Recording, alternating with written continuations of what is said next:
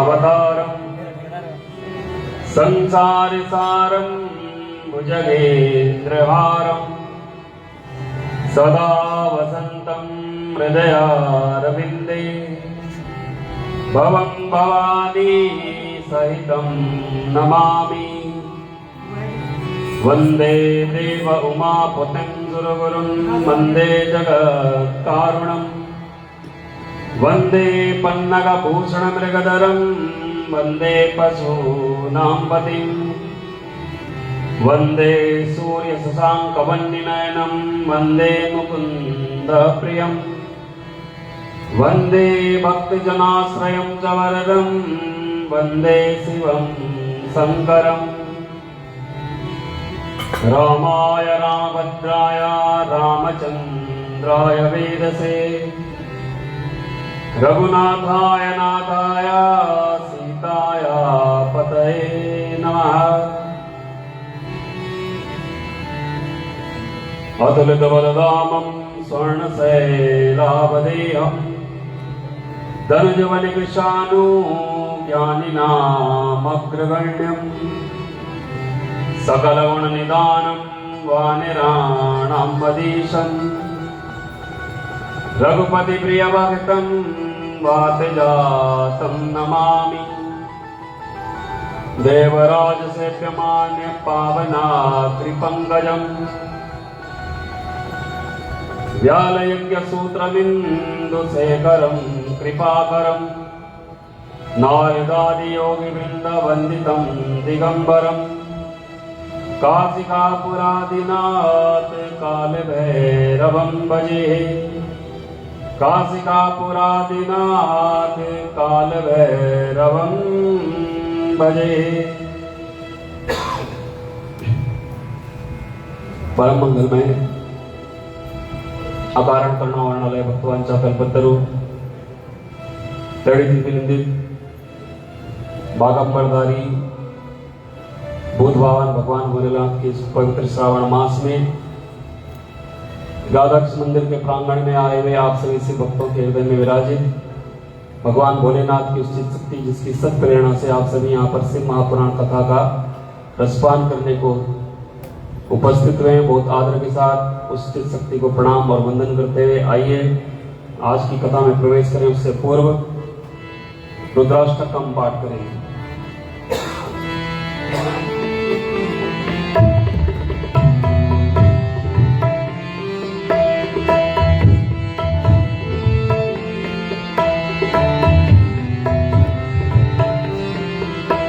नमामि समेशाननिर्वाणरूपं विभुव्यापकं ब्रह्मवेदस्वरूपं विरं निर्गुणं निर्विकल्पं निरीहं चिदाकाशमाकाशवासं भजेऽहम्। निराकारि ओंकारमूलं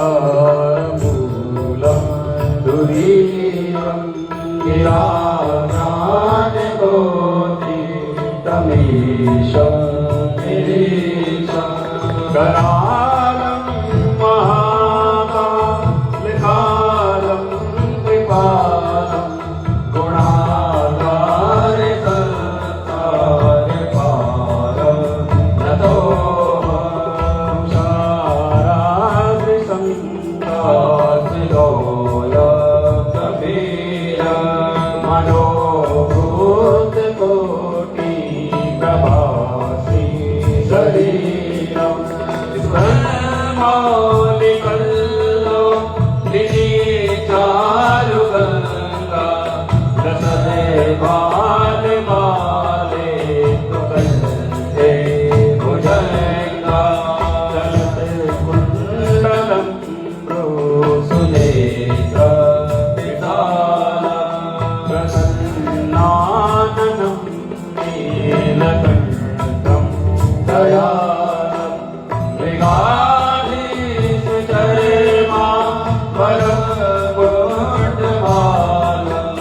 प्रियं शंकरं सर्वदा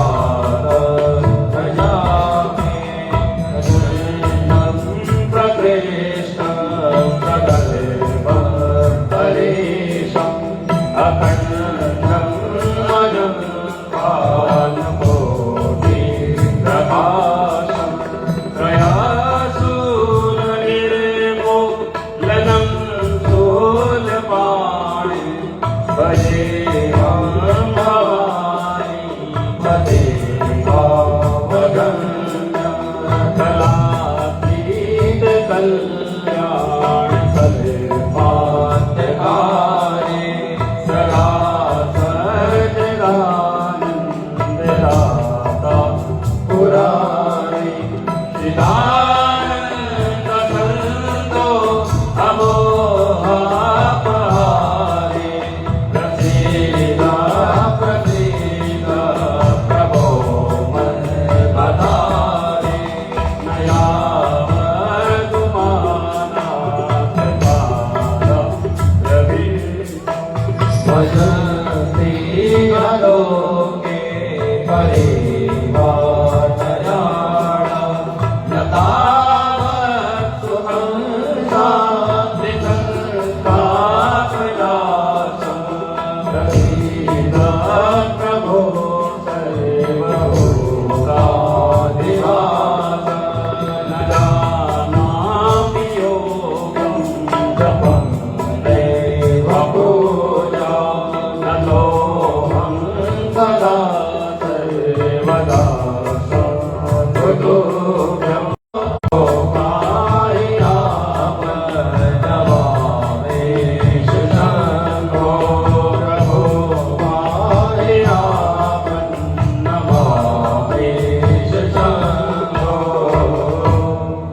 रुद्राष्टममिदं प्रोक्तं विप्रेण हरदोषये ये पठन्ति नरावत्या तेषां शम्भो प्रसीदति। बोले शंकर भगवान की जय।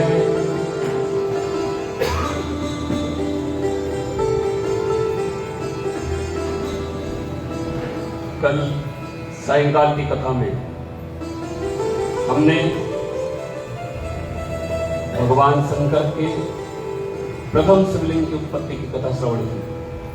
ब्रह्मांड का पहला शिवलिंग जो प्रकट हुआ वो ब्रह्मा और विष्णु के मध्य में प्रकट हुआ, और ब्रह्मा और विष्णु के मध्य में प्रकट होने के पश्चात दोनों आदि अंत ढूंढने जाते हैं, नहीं मिलता है, वापस आते हैं और ब्रह्मा जी झूठ बोल करके अपने आप को श्रेष्ठ साबित करना चाहते हैं। तो भगवान शंकर की विभूतियों के मध्य से भैरव जी की उत्पत्ति हुई और भैरव जी के द्वारा ब्रह्मा जी का 5वां सिर काट दिया गया। तो ब्रह्मा जी हो गए चतुर्मुखी। ब्रह्मा जी के 4 ही मुख देखते हैं। तो चतुर्मुखी ब्रह्मा हुए और फिर चतुर्मुखी ब्रह्मा भगवान से क्षमा याचना करते हैं। तो भगवान ने एक जगह उन्हें दी, पुष्कर जी में उनका एक मंदिर, और पूरे विश्व में कहीं उनका कोई मंदिर नहीं होता। लेकिन जब उन्होंने और क्षमा याचना की तो निर्णय दिया गया भगवान शंकर के द्वारा कि जहां कहीं पर भी यज्ञ होगा वहां पर तुम्हारी उपस्थिति आवश्यक होगी, बिना तुम्हारे भाग्य के वो यज्ञ पूर्ण नहीं होगा। जब कभी कहीं यज्ञ होता है तो उस यज्ञ में ब्रह्मा अवश्य रखे जाते हैं, तभी वो यज्ञ पूर्ण होता है, अथवा नहीं होता। भगवान विष्णु को आसन पर बिठला करके भगवान शंकर स्वयं उनकी पूजा करते हैं कि आपने सत्य संभाषण किया। दोनों में युद्ध इस बात को लेकर हुआ था कि श्रेष्ठ कौन, और यदि भगवान विष्णु भी झूठ कहते तो वो तो पहले वापस आ गए, वो बड़े बन जाते। लेकिन श्रेष्ठता की बात को मन में रखते हुए भी आपने सत्य का आचरण किया, सत्य का संभाषण किया, तो इसलिए आज से आपका एक नाम क्या होगा? सत्यनारायण। बोले सत्यनारायण भगवान की जय।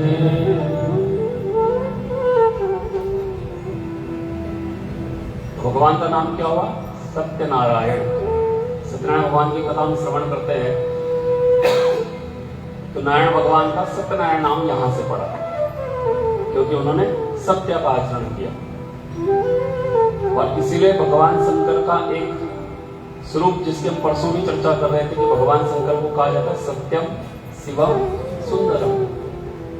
भगवान शंकर कैसे बोले? सत्य, जो परम सत्य है, जो आदि अनादि सत्य है, जिसका कोई ना आदि है ना अंत है, ऐसी परम सत्ता अगर कोई है तो भगवान शंकर।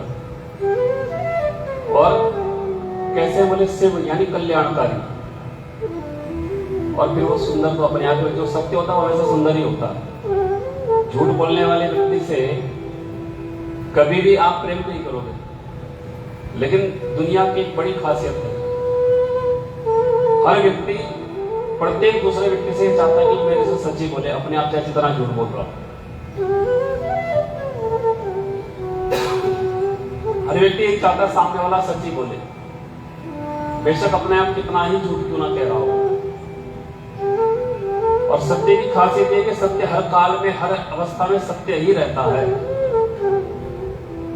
आप विचार करो, कोई व्यक्ति जो झूठ बोलने वाला होगा, उसको दो लोग मिले, उसने कोई बात की, तो उसने अपनी बात को ऊपर रखने के लिए वहां पे कोई बात कह दी झूठी, उन दोनों की समझ में आ गई। कुछ महीनों के बाद कहीं और मिला, वही बात फिर से निकल पड़ी। कोई दो और अलग व्यक्ति मिले, उनसे उसने कुछ कहा, लेकिन उसे याद नहीं कि पहले वालों से क्या कहा, वहां कुछ और कह दिया, तीसरी बार कुछ और कह दिया। संयोगों से एक दिन सारे के सारे एक साथ मिल गए, फिर वही बात चल पड़ी। अब दो लोग कह रहे हैं तूने ये कहा था, दो कह रहे हैं तूने ये कहा था, दो कह रहे हैं तूने ये कहा था। बात एक ही बात पे तीन अलग अलग वक्तव्य जब देगा तो झूठा साबित हो जाएगा। और जो सत्य बोलने वाला होगा वो हर हाल में सत्य ही बोलेगा, चाहे कुछ भी हो जाए। और सत्य फिर आपको सोच के नहीं रखना पड़ेगा कि मैंने क्या कहा, सत्य तो सत्य है। झूठ बोलने वाले व्यक्ति को तो बहुत दिमाग लगाना पड़ेगा, मैंने किसके पास क्या कहा है। लेकिन जो सत्य कह रहा है वो तो सत्य ही कह रहा है हर हाल में, तो उसको बार बार अलग अलग बातें नहीं बोलनी पड़ेगी, एक ही बात कहेगा सत्य। तो भगवान विष्णु ने सत्य का आश्रय लिया, सत्य की बात कही, तो नाम रखा गया उनका सत्यनारायण। तो भगवान शंकर ने कहा आपने सत्य बोला, इसलिए आप आज से मेरे इष्ट हुए। तो भगवान शंकर भगवान नारायण की पूजा करते हैं। उसके पश्चात वो जो ज्योतिर्मय लिंग दोनों के बीच में प्रकट हुआ था, वो छोटा हो गया और नाम पड़ा अरुणाचलेश्वर महादेव। शिव पुराण में ऐसा वर्णन मिलता है कि उस जगह का नाम कालांतर में अरुणाचल प्रदेश हो जाएगा, ऐसा लिखा है, क्योंकि वहां की भूमि लाल हो जाएगी। लेकिन अगर हम आजकल रिसर्च करते हैं, थोड़ा बहुत ढूंढा ढांडी करो, शिव पुराण में तो ऐसा लिखा अरुणाचल प्रदेश इस जगह का नाम हुआ, यहाँ की पूरी भूमि लाल होगी, इसीलिए उस जगह का नाम अरुणाचल प्रदेश है। लेकिन थोड़ा रिसर्च करो, ढूंढो, तो पता चलता है तमिलनाडु में कोई पर्वत है जिसका नाम है अरुणाचल। उस अरुणाचल पर्वत की चोटी पे ये मंदिर है, और वहां पर साल में एक बार, और शायद जिस समय वो शिवलिंग की उत्पत्ति उस दिन, उसके शिखर के ऊपर आग जलाई जाती है, और वो अग्नि बहुत दूर से भी दिखाई देती है, कहते बहुत ऊंची गिरती है, जैसे अग्नि में वो स्तंभ के रूप में प्रकट हुआ था वैसे ही। कहीं कहीं पर वर्णन मिलता है वो वहां पर है। कुछ साल पहले कहीं अखबार में मैंने पढ़ा था अरुणाचल प्रदेश के जंगलों के बीच में एक छुपा हुआ शिवलिंग मिला है, उसका नाम अरुणाचलेश्वर है। कुछ साल पुरानी बात हो गई। तब अलग अलग समय पे कालखंड अलग हो जाता है, तो पता नहीं कौन सा सही है कौन सा गलत है, ये तो नहीं कह सकते, लेकिन तीन जगह इसकी संभावनाएं बताई जाती है। तो ब्रह्मा और विष्णु के द्वारा पहली बार भगवान शंकर का पूजन किया गया। तो जिस दिन पहली बार भगवान शंकर का पूजन हुआ उस दिन क्या है, क्या होता है उस दिन? तो शिव जी का विवाह कब हुआ? शिवरात्रि के दिन। किसने कहा?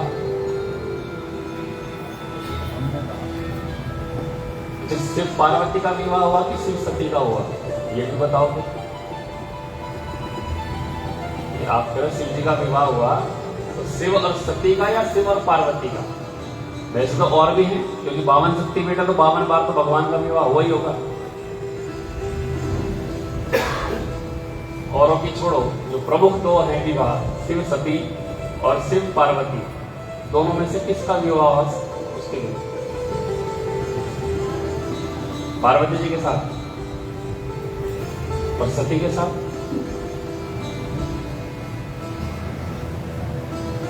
दोनों में से किसी का भी विवाह शिवरात्रि के दिन नहीं हुआ।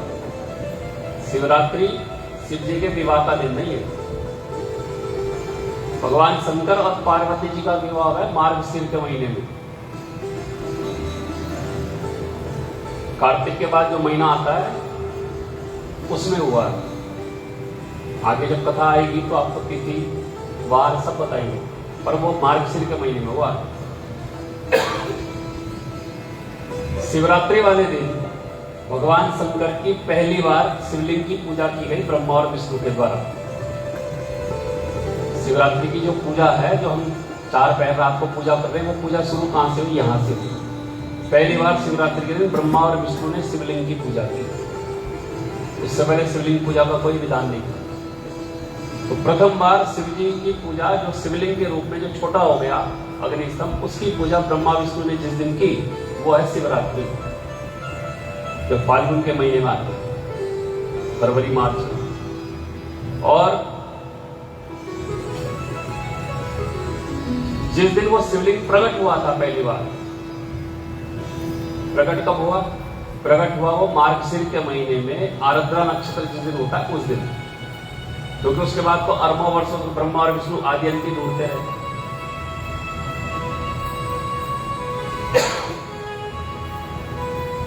फिर भगवान शंकर के द्वारा जो केतकी पुष्प है उसको भी क्षमादान किया गया और कहा गया विष्णु भगवान की पूजा में शामिल होगा, मेरे लिए केवल मंडप के ऊपर सजाने के निमित्त प्रयोग किया जाएगा। भादव शुक्ल तृतीया हरतालिका तीज वाले दिन को मेरे ऊपर चढ़ेगा। गाय माता को झूठा खाने की बात की गई, ये सब हमने कल श्रवण किया था। और मैं शायद इसलिए बार बार कहता हूं कि ध्यान से सुनो, क्योंकि मैं कभी भी पूछ लेता हूं आदत में।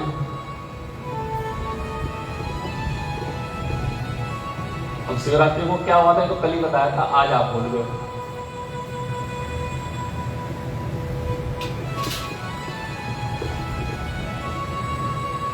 तो भगवान शंकर के द्वारा इनको इस प्रकार से दंडित किया गया। और फिर हमने भगवान शंकर के 5 मुखों का वर्णन सुना। भगवान शंकर के द्वारा ब्रह्मा और विष्णु को शिवलिंग पूजा की विधि विधान ये सब बताया गया, कैसे इसकी पूजा करनी चाहिए ये सब बताया। और भगवान शंकर के शिवालय में जब जाएं तो पहले किसको जल चढ़ाएं, फिर किसको चढ़ाएं, फिर किसको चढ़ाएं, ये सब चर्चा हमने कल की।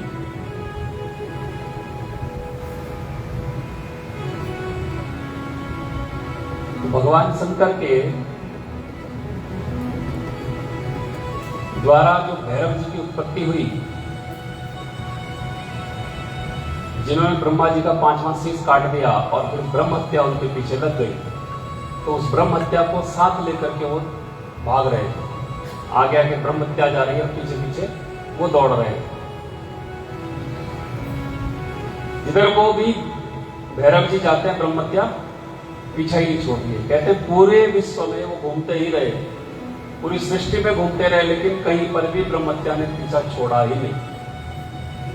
जिस लोक में जाते हैं ब्रह्म हत्या पीछे पीछे चलते हैं। अंत में थक हार करके भैरव जी एक दिन पहुंचे विष्णु लोक।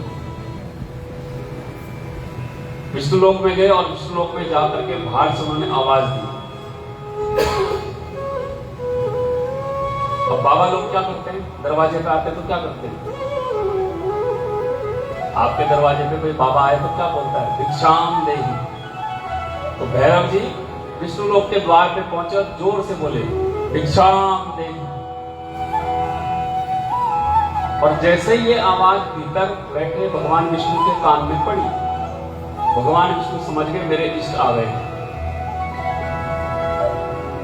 एकदम से खड़े हुए, और जैसे वो एकदम से हड़बड़ा के खड़े हुए तो माता लक्ष्मी ने बोला क्या हुआ भगवान, एकदम से आप कहां जा रहे हैं? तो कहने लगे देवी आओ, आज मैं तुम्हें अपने इष्ट के दर्शन कराता हूं। हमारा बड़ा अहोभाग्य है कि आज ही स्वयं हमारे द्वार पे पधारे। और भगवान विष्णु देवी लक्ष्मी को लेकर के पूजा का थाल लेकर के द्वार पे आए। जब द्वार पे पहुंचे तो भगवान विष्णु को देख करके भैरव जी ने प्रणाम किया, क्योंकि शंकर भगवान विष्णु भगवान को इष्ट मानते हैं। और उधर विष्णु भगवान ने भैरव जी को प्रणाम किया, ये मान करके कि ये मेरे भगवान शंकर का ही एक स्वरूप है। एक दूसरे को जब दोनों ने प्रणाम कर लिया तो विष्णु भगवान कहने लगे हमारे अहोभाग्य है कि आज आप हमें दर्शन देने के लिए हमारे द्वार पर आए हैं, आप भीतर चलिए।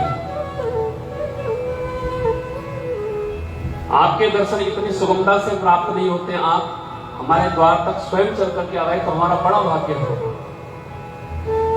भैरव जी कहने लगे कि आप मुझे दर्शन देने के लिए द्वार तक आए, ये मेरा भाग्य है। मैं भीतर नहीं आ सकता क्योंकि ब्रह्म हत्या मेरे पीछे लगी है। आप तो मुझे केवल ये बताओ कि इस ब्रह्म हत्या से मेरा पीछा कैसे छूटेगा। तो भगवान विष्णु हंस पड़े, बोले आप सब कुछ जानने वाले हो, हमें उत्पन्न करने वाले आप, और आप हमसे पूछ रहे हैं कि ब्रह्म हत्या पीछा कैसे छोड़ेगी। आपको तो सब कुछ ज्ञान है, आप हमारा मान बढ़ाने के लिए हमसे पूछ रहे हैं।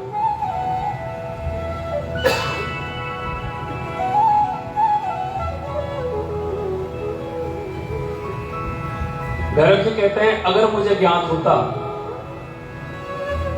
तो मैं आपसे पूछने यहां पर नहीं आता। और ये कथा हमें एक संकेत देती है कि जब किसी गुरु के पास जाओ, किसी जानकार व्यक्ति के पास जाओ ना, अज्ञानी बन के जाना चाहिए। आपको सब कुछ पता हो लेकिन उसके बावजूद ऐसे हो जाओ कि आपको कुछ नहीं पता। क्योंकि जिसके पास आप कुछ ज्ञान लेने गए हो, उसके पास जाकर के आपने यदि अपना ज्ञान निकालना शुरू कर दिया तो आपको मिलेगा कुछ नहीं। उल्टा जो कुछ आपको आता हो वो भी चला जाएगा। क्योंकि गए तो हम प्राप्त करने थे, उल्टा उसको ही समझा करके आ गए। तो यहां पर भैरव जी को सब कुछ पता होने के बावजूद भी वो कहां गए हैं? विष्णु भगवान के पास पूछने। जहां स्वयं भगवान विष्णु कह रहे हैं आप सब कुछ जानते हैं, फिर भी आप हमसे पूछ रहे हैं।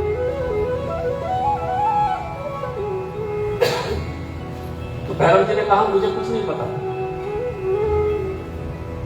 आप मुझे केवल ये बताइए कि ये ब्रह्म हत्या मेरा पीछा कैसे छोड़ी। तो फिर भगवान विष्णु ने भैरव जी से कहा कि आप काशी चले जाओ। जब आप काशी में प्रवेश करेंगे तो ये ब्रह्म हत्या आपका पीछा छोड़ देगी।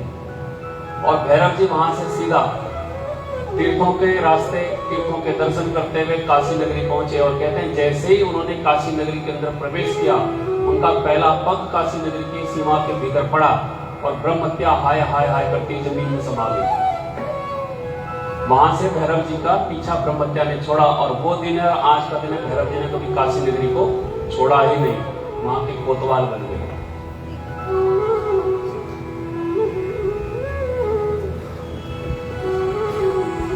ऐसी काशी के अनंत महिमा कही गई है। अविनाशी पुरी कहते हैं काशी को।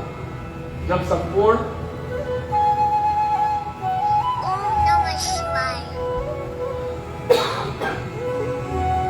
संपूर्ण सृष्टि प्रलय काल में समाप्त हो जाती है, तब भी जो नगरी बचती है वह है काशी नगरी। भगवान शंकर के त्रिशूल के ऊपर खड़ी है। सब कुछ जल में लीन हो जाता है, लेकिन बचता है तो केवल और केवल वो काशी नगर, क्योंकि स्वयं भगवान शंकर के त्रिशूल की नोक के ऊपर टिका है। ऐसे उस काशी नगरी में 5 प्रमुख शिवलिंग हैं। उन 5 प्रमुख शिवलिंगों का यदि दर्शन कर ले तो कहते हैं संपूर्ण तीर्थों के दर्शन का फल मिल जाता है। एक है अविमुक्त लिंग, बोले अविमुक्तेश्वर महादेव की जय। दूसरा बताया कृतिवासेश्वर, बोले कृतिवासेश्वर महादेव की जय। तीसरा बताया तिलभांडेश्वर, बोले तिलभांडेश्वर महादेव की जय। चौथा बताया गया दशा अश्वमेध, दशा अश्वमेध महादेव की जय। और पंचम शिवलिंग बताया विश्वनाथ, बोले काशी विश्वनाथ भगवान की जय। तो आए कथा में हम आगे बढ़े। इससे पूर्व कुछ समय के लिए भगवान शंकर के आज सोमवार में है, नाम संकीर्तन करके फिर आगे बढ़ेंगे।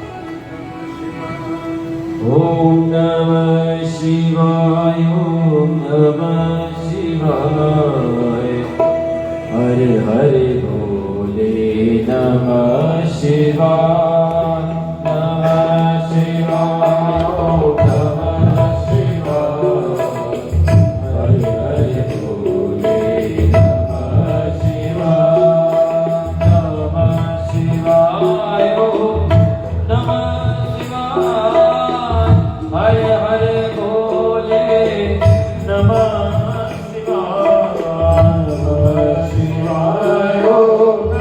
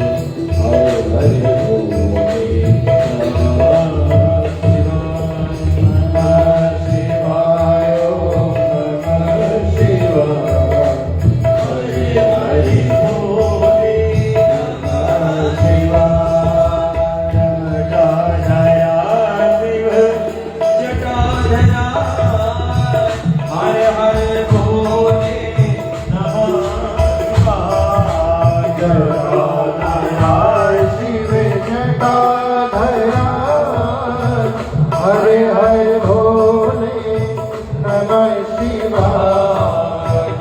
जटाधराय शिव जटाधराय हर हर भोले नमः शिवाय। जटाधराय शिव जटाधराय हर हर भोले नमः शिवाय। ओम नमः शिवाय ओम नमः शिवाय हर हर भोले नमः शिवाय। नमः शिवाय ओम नमः शिवाय हर हर भोले नमः शिवाय। गंगाधराय शिव गंगाधराय हर हर भोले नमः शिवाय। गंगाधराय शिव गंगाधराय हर हर भोले नमः शिवाय। गंगाधराय शिव गंगाधराय हर हर भोले नमः शिवाय। गंगाधराय शिव गंगाधराय हर हर भोले नमः शिवाय। ओम नमः शिवाय ओम नमः शिवाय हर हर भोले नमः शिवाय। ओम नमः शिवाय ओम नमः शिवाय हर हर भोले नमः शिवाय। चंपकेश्वराय शिव चंपकेश्वराय हर हर भोले नमः शिवाय। त्र्यंबकेश्वराय शिव त्र्यंबकेश्वराय हर हर भोले नमः शिवाय। टपकेश्वराय शिव टपकेश्वराय हर हर भोले नमः शिवाय। टपकेश्वराय शिव टपकेश्वराय हर हर भोले नमः शिवाय। ओम नमः शिवाय ओम नमः शिवाय हर हर भोले नमः शिवाय।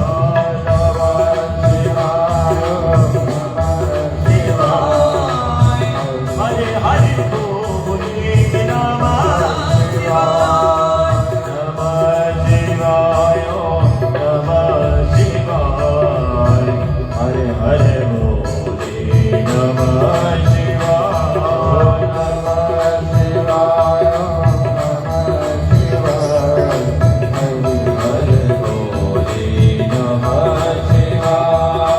नमः शिवाय ओम नमः शिवाय हर हर भोले नमः शिवाय। नमः शिवाय ओम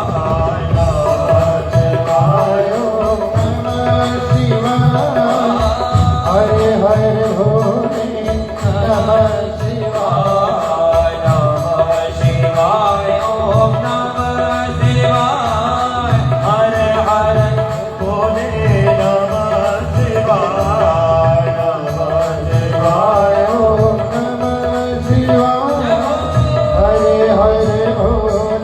नमः शिवाय। नमः शिवाय ओम नमः शिवाय हर हर भोले नमः शिवाय। नमः शिवाय ओम नमः शिवाय हर हर भोले नमः शिवाय। नमः शिवाय ओम नमः शिवाय हर हर भोले नमः शिवाय। नमः शिवाय ओम नमः शिवाय हर हर भोले नमः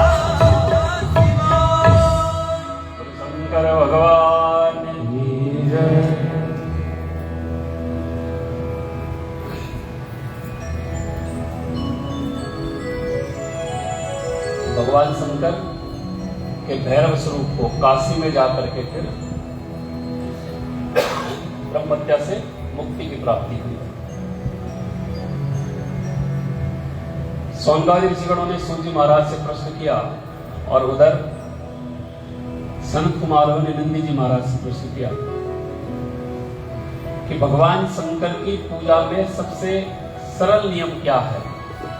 अगर शंकर भगवान की पूजा करनी हो तो बहुत ज्यादा पूजन सामग्री यदि ना हो तो सबसे सरल पद्धति क्या है, किन वस्तुओं से भगवान शंकर की पूजा करें तो पूरी पूजा का फल मिल जाए।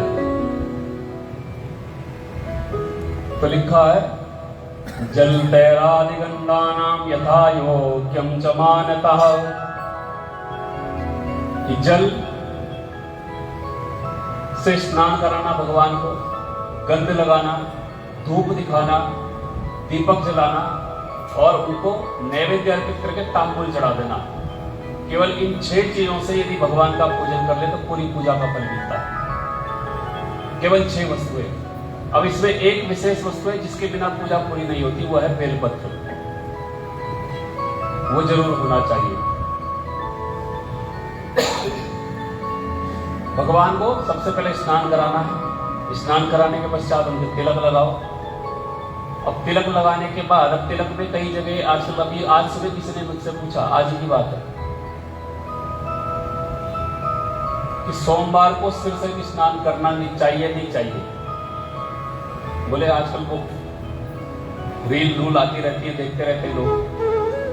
अब ये मुझे याद नहीं, किसी ने पूछा, सुबह में आएगा तभी की बात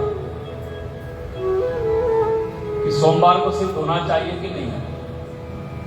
तो मैंने एक बात कही, मैं कुछ नहीं कहता इस बारे में। आपकी इच्छा हो दो, आपकी इच्छा हो मत दो। लोग कहते हैं बृहस्पतिवार को नहीं देते, आपने आज मुझे नई बात बताई कि सोमवार को नहीं देते। अब ये नियम बनाए हैं, किसने बनाए नहीं पता, कहां लिखा ये भी नहीं पता।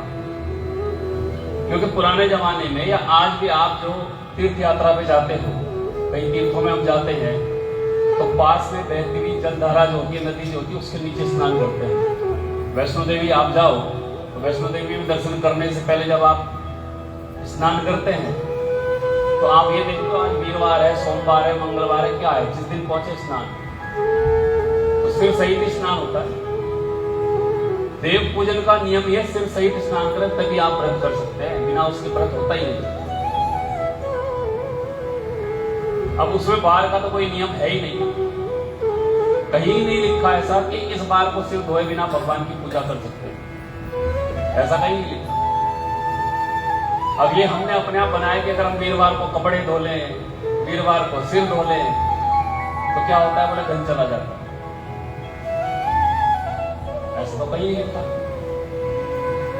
ये हमने अपने नियम स्वयं बनाए। शास्त्र में ऐसा नहीं लिखा। पुराण ये कहता है कि जिस देवता के दर्शन करने आप जा रहे हो, पास में जो भी जलाशय हो उसमें आपको सिर सहित स्नान करना, वस्त्र सहित करना है।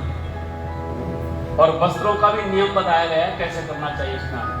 बासी वस्त्रों से स्नान नहीं होता, यानी रात के पहले वस्त्र सहित आप अगर जलाशय में चले गए तो बासी वस्त्र हैं, अथवा किसी दूसरे के पहन लिए तो भी बासी है। उन वस्त्रों के साथ जल के भीतर प्रवेश नहीं करना चाहिए। तो हम तो रात को यहां से चले, पता लगा सुबह पहुंचे तो जो वस्त्र पहने उन्हीं में नहा लेते, क्योंकि नहाने के बाद तो दूसरे पहन नहीं। लेकिन नियम ये नहीं कहता, नियम कहता पहले वस्त्र बदलो फिर जल के नीचे जाओ। अब आप सब सोच रहे होंगे एक जोड़ी कपड़ा और बढ़ा दिया पंडित जी ने ले जाने के लिए, पहले तो एक में काम हो जाता था, अब एक और ले जाना पड़ेगा। पर नियम यही कहता है, ओम नमः शिवाय। क्योंकि जल के देवता का अपमान है, आप गंदे वस्त्र पहन करके वहां जा रहे हो। और जल के देवता कौन है? वरुण देव। उन वरुण देव को कहा गया धन के देवता है वो। जो व्यक्ति जूठे वस्त्रों सहित स्नान करता है, बासी वस्त्रों के साथ जलाशय में, किसी देव तीर्थ में कहीं पर भी स्नान करता है, उसका धन वैसे ही धीरे धीरे समाप्त हो जाता है, क्योंकि वरुण देव उसे छोड़ते नहीं थे। तो सबसे पहले भगवान का स्नान, उसके बाद भगवान को गंध लगाना। अब गंध में तिलक की बात कही गई है। लेकिन अब जैसे रील्स की बात आप कर रहे हैं तो रील्स में तो अब ये भी आता है कि शंकर भगवान को ये मत चढ़ाओ, शंकर भगवान को वो मत चढ़ाओ, शंकर भगवान को ये चढ़ा दो वो चढ़ा दो, सब आता है। पीछे को यही लिखा था कि शंकर भगवान को हल्दी नहीं चढ़ानी चाहिए। किसी ने मेरे से पूछा, मैंने कहा अभिषेक करते हैं तो चढ़ाते हैं हम, कि हल्दी नहीं चढ़ाते। कोई कहता है रोली नहीं चढ़ाते, कुमकुम नहीं लगानी। अब शंकराचार्य जी ने, महाराज ने, आदि गुरु शंकराचार्य जी ने एक स्तोत्र लिखा, लिंगाष्टक। लिंगाष्टक में एक मंत्र आता है, उसमें लिखा कुमकुम चंदन सुलेपित लिंगम। शिवलिंग के ऊपर कुमकुम भी और चंदन भी दोनों लगे, उससे लेपन किया गया उसका। तो कुमकुम तो लग रही है, रोली तो चढ़ी रही है, ये कहां लिखा कि नहीं चढ़ाना। और हल्दी की जहां तक बात है कि हल्दी क्यों नहीं बोले, ये स्त्रियों को चढ़ती है। जब शादियां होती है तो बेटों को क्यों लगाते हो, मतलब शंकर भगवान की जब विवाह हुआ होगा हमको भी तो लगी होगी,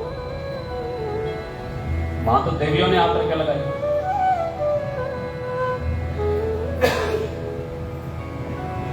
ये केवल स्त्रियों को चढ़ाते हैं। अगर माता रानी की पूजा करनी तो आप हल्दी चढ़ा सकते हैं, पुरुषों पे नहीं चढ़ती, ऐसा तो नहीं है। लेकिन जो आते हैं हम भी कभी कभी देख ही लेते हैं, नहीं तो लोग बता देते हैं।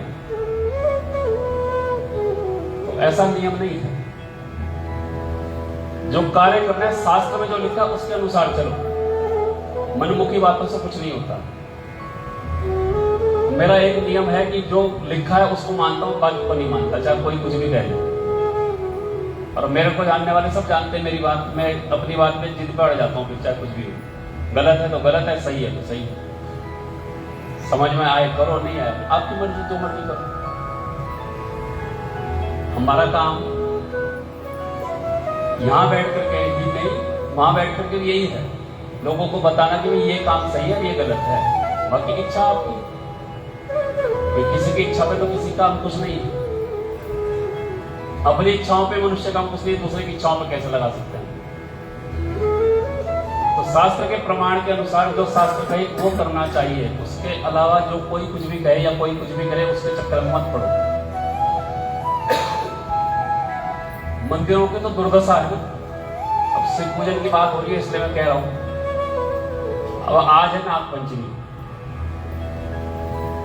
और मैंने जानबूझ के कल शाम को इस बारे में कुछ नहीं कहा, क्योंकि यदि मैं कह देता तो और बुरी कर होती जो आज थी।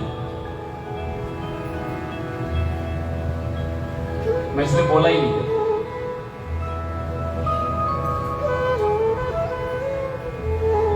नाग पंचमी के दिन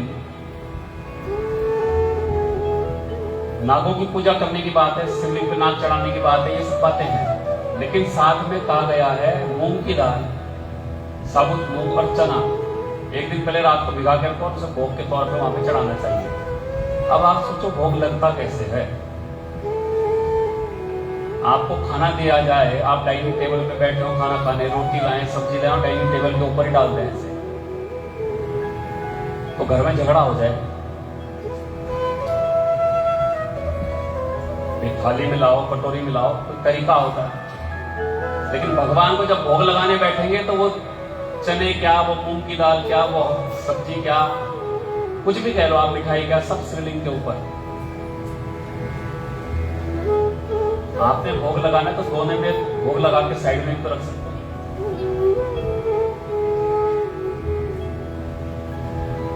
कर्म गलत हम स्वयं करते हैं, फिर बाद में कहते हैं कि हम नहीं खाएंगे ये प्रसाद। कौन सा प्रसाद? जो शिवलिंग पर रखा है। क्यों नहीं खाएंगे? क्योंकि शिव पुराण में लिखा है। और अगर मैं पूछूं कहां लिखा है, और लिखा है तो क्या लिखा है, दो अलग बातें हैं। शिव पुराण में यह लिखा है शिवलिंग के ठीक ऊपर रखा हुआ प्रसाद, उस पर चंड का हिस्सा है, वो केवल चंड खा सकता है और कोई नहीं। उसको चंड का अधिकार बताया गया। शिवलिंग के स्पर्श से दूर जो भी कुछ है वो सब प्रसाद के तौर पे लिया जा सकता है। यहां तक लिखा है कि शिवलिंग का प्रसाद जिसके घर में भी पहुंच गया वो स्वयं तीर्थ के समान हो जाता है घर, केवल पहुंचने मात्र से। और तो यहां तक लिखा है कि शिवलिंग का प्रसाद जिस क्षण हाथ में आए उसी क्षण खा लेना चाहिए तुरंत। शिव का प्रसाद जब मिले और आप ये मान करके कि अभी मैं थोड़ी देर के बाद खाऊंगा, तो आप पाप के अधिकारी हैं, तुरंत खा लेना चाहिए।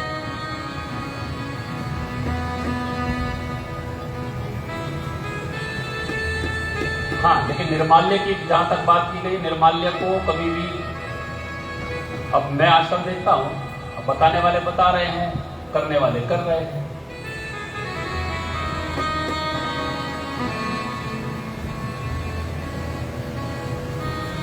एक दिन कोई आया मंदिर में बच्चे को लेकर के, हमको ना मंदिर में बैठे तो पता लग जाता है, फरवरी मार्च की बात हो तो बच्चे आने शुरू हो जाते हैं स्कूल, मंदिर आते स्कूल जाने से पहले हम समझ जाते पेपर शुरू हो रहे। कोई माता पिता बच्चे को लेके आए और बेलपत्री के ऊपर, संयोग से मैं उस समय वहां पूजा ही कर रहा था, बेलपत्री के ऊपर शहद लगाया, शिवलिंग पे चिपका दी। मैं थोड़ी देर तो देखता रहा, फिर मैंने पूजा छोड़ी, पहले उनसे पूछा इससे क्या होगा। एक बार तो वैसे ही लगा दी, मैं कहता ठीक है, वो शहद लगा के चिपका दी। मैंने कहा इससे क्या होगा, बोले इसका पेपर है। मैंने पेपर है तो इससे क्या होगा जी, बेलपत्री लगाई इससे होगा क्या, बोले पास हो जाएगा। मैंने पास होगा तो पढ़ने से होगा, बेलपत्री चिपकाने से पास हो जाएगा क्या। सोचने वाली बात, साल भर बच्चा पढ़ाई ना करे और शिवलिंग पे बेलपत्री चिपका दे तो पास हो जाएगा क्या। अच्छा, मजे की बात है, जिसने भी ये शुरू की प्रथा, जिसने भी बताया, आप सबको पता होगा किसकी बात हो रही है, उनका खुद का बेटा फेल हो गया।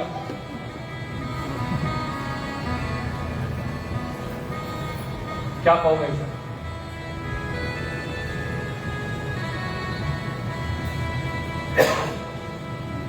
अब मजे की बात है कि कोई भी बात वो कहे, वही कहते शिव पुराण में लिखा है। अरे कहां लिखा है, ऐसा नहीं है कि हर बात नाम ले दो कि यहां लिखा है, प्रमाण तो होना चाहिए उसका, निर्माल्य का प्रमाण। अब लोग रोज मैं देख रहा हूं लोटा लगाएंगे नीचे, जल भर भर के ले जा रहे हैं घर, क्या करोगे इसका। शिवलिंग पे चढ़ा के फिर लोटे में भर के घर ले जा रहे हैं, क्या करोगे। पूछा जाए, मैं आपसे पूछ रहा हूं, क्या करोगे उस जल का।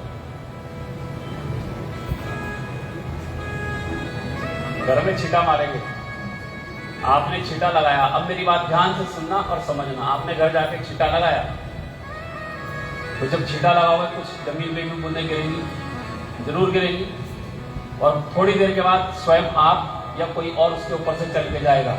भगवान पे चढ़ा हुआ जल जो चरणामृत है, उसके ऊपर पैर रखने का अधिकार है हमें कि हम उस पर चल सके। हम पुण्य नहीं कर रहे, पाप कमा रहे हैं, दुनिया कर रही है, बहुत लोग कर रहे हैं, हम तो रोज ले जाते हुए देख रहे हैं। तो एक दो से पूछा मैंने, तो वो यही कहते हैं, कोई कहता है पी लेंगे, कोई कहता है छींटा मार देंगे।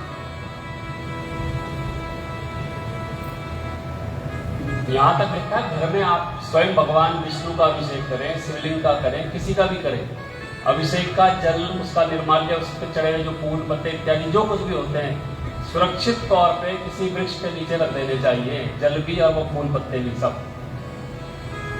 ताकि उनकी खाद बने और वो जल उस वृक्ष का सिंचन करे। ऐसा नहीं छींटा लगा रहे पूरे घर में। छींटा लगाने में तो कलश बनाया जाता है, कलश में पूजा होती है, उसका छींटा मारते हैं। भगवान के अभिषेक पे जल का छींटा थोड़ी लगता है कि पूरे घर में छींटा मार रहे हैं। जो मनुष्य पूजा करने बैठा है, पूजा के अंत में, यज्ञ के अंत में, उनको भी कहा जाता है वस्त्र ऐसे पकड़ो, अपना पल्ला पकड़ो, छींटा मार के तब भी कहते हैं कि उस पल्ले को अपनी तरफ छिड़को कि आपके ऊपर ही रहे।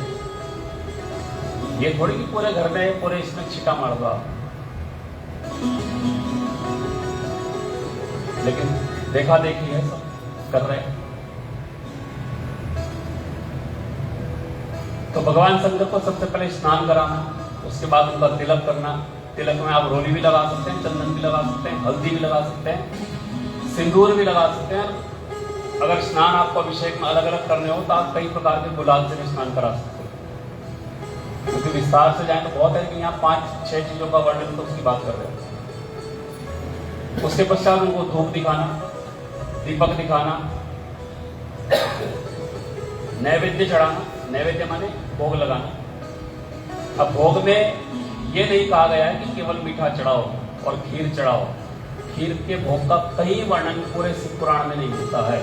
जिन लोगों ने भी पढ़ी होगी उनको भी पता होगा, इसके अंदर कहीं खीर का वर्णन नहीं मिलता कि खीर का भोग लगाओ।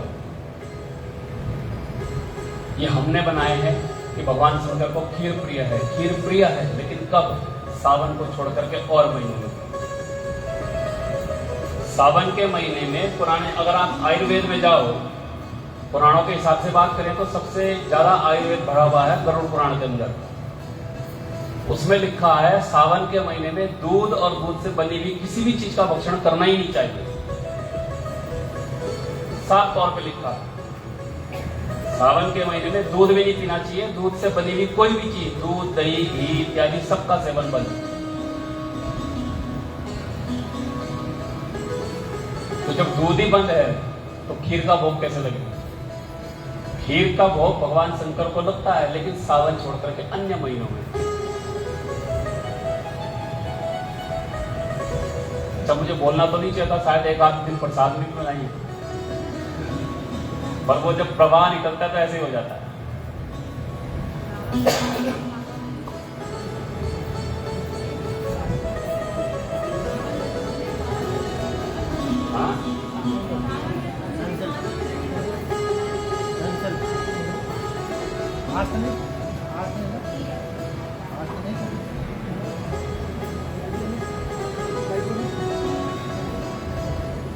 तो इन 5-6 चीजों से भगवान का पूजन करें और अंत में उनको भगवान को तांबूल चढ़ाएं। बेलपत्री जरूर चढ़ानी है। अब बेलपत्री किस दिन तोड़नी चाहिए, ये भी आज सुबह कोई पूछ रहा था, कब तोड़ें। अब मैं तो आज सुबह जब घर से आ रहा था तो रास्ते में एक व्यक्ति जाकर पूरी टहनी लेकर गए, पता नहीं कहां से रास्ते में तोड़ जो मुझे।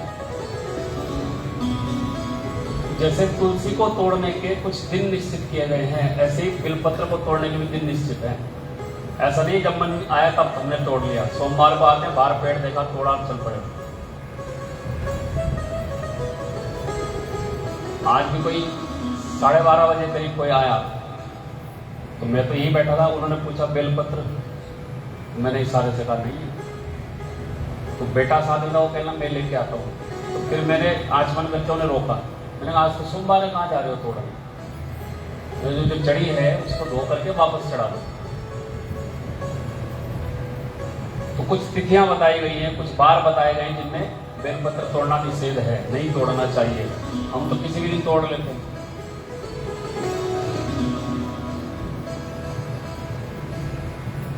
तो लिखा चतुर्थी, अष्टमी, नवमी, चतुर्दशी। चतुर्थी, अष्टमी, नवमी, चतुर्दशी, अमावस्या, पूर्णिमा, संक्रांति। इसके साथ साथ संक्रांति के बाद सोमवार के दिन तुलसी बिल्कुल वो बेलपत्र नहीं तोड़ना चाहिए। क्या होता है इससे? बोले इन दिनों में जो भी तोड़ता है वो समझ लो भगवान शंकर का सिर तोड़ दिया। ऐसे ही तुलसी के लिए भी लिखा है। तुलसी कब नहीं तोड़ते? अच्छा, आप लोग तो घरों में पूजा करते हैं, भोग लगाते हैं, पता ही होगा बिना तुलसी के तो भोग ही नहीं लगता भगवान को। किस दिन नहीं तोड़नी चाहिए आप बताइए? संडे को, और एकादशी, और बुधवार को। और बुधवार किसने कहा? बुधवार तो नहीं लिखा।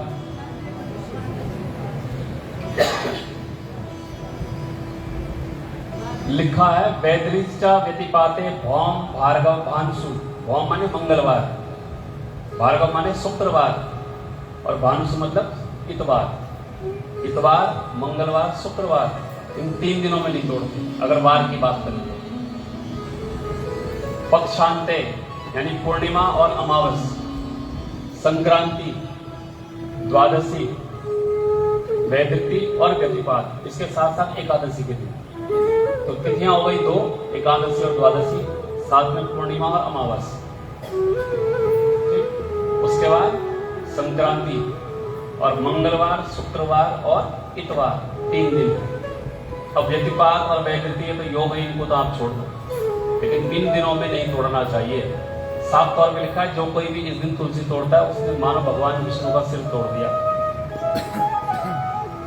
ऐसे ही बेलपत्र के लिखा है जिन्होंने इन दिनों में तोड़ा समझो शिव जी का सिर तोड़ दिया।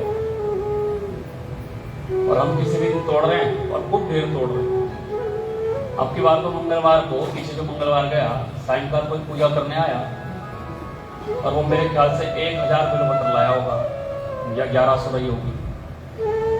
बैठ करके एक तरफ से 100 करके एक पोटली बना रखी थी, तो शायद सहस्त्र नाम से चढ़ा रहे होंगे। अब मैं उनको क्या कहता, कहाँ से तोड़ के लाए? तो मंगलवार का दिन, उस दिन शिवरात्रि की, मंगलवार के दिन।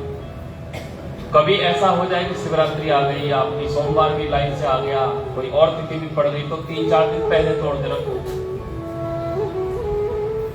क्योंकि ये सब चीजें बासी नहीं होती जल्दी से। बेलपत्र का लिखा है 10 दिन तक बासी नहीं होता।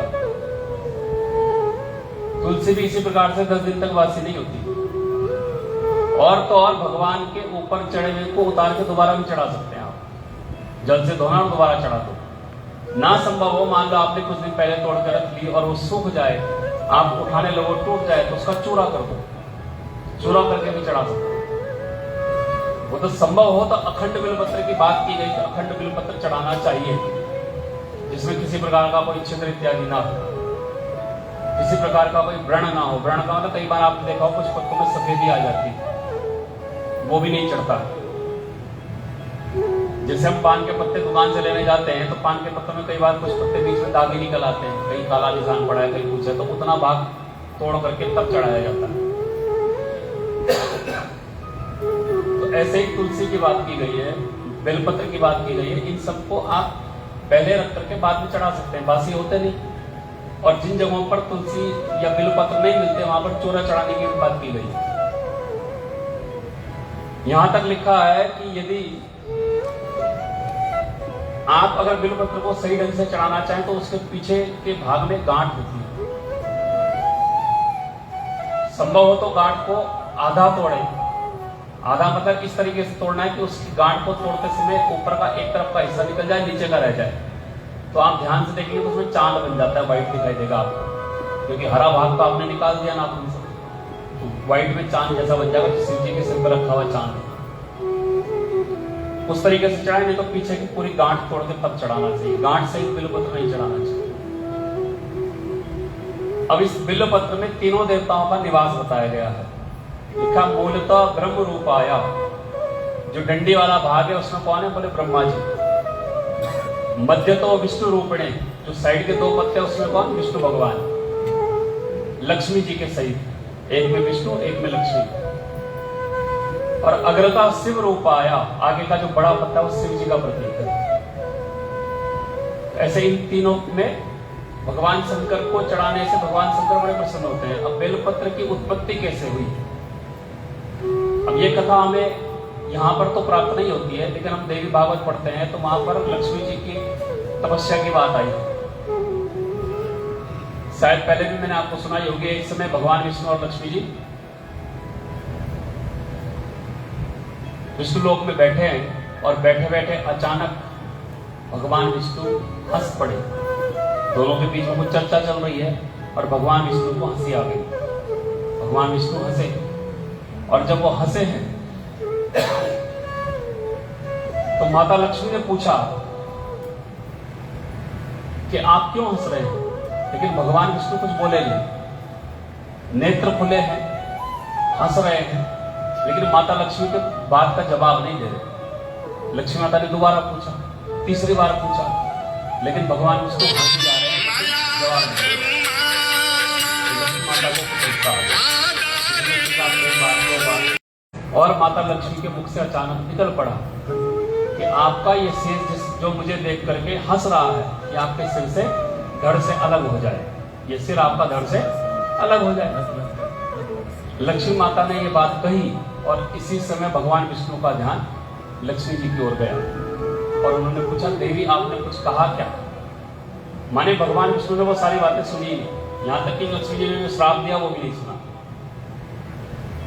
क्यों नहीं सुना? बोले भगवान विष्णु और लक्ष्मी जी जब बातचीत कर रहे थे, ठीक उसी समय भगवान के किसी भक्त ने पृथ्वी मंडल पर कोई क्रिया करी, पूजा करते करते, और उस क्रिया को देख करके भगवान विष्णु को हंसी आ गई। भगवान का ध्यान उधर चला गया। कोई अनन्य भक्त रहा होगा भगवान का, जब उधर की ओर ध्यान गया तो लक्ष्मी से ध्यान हट गया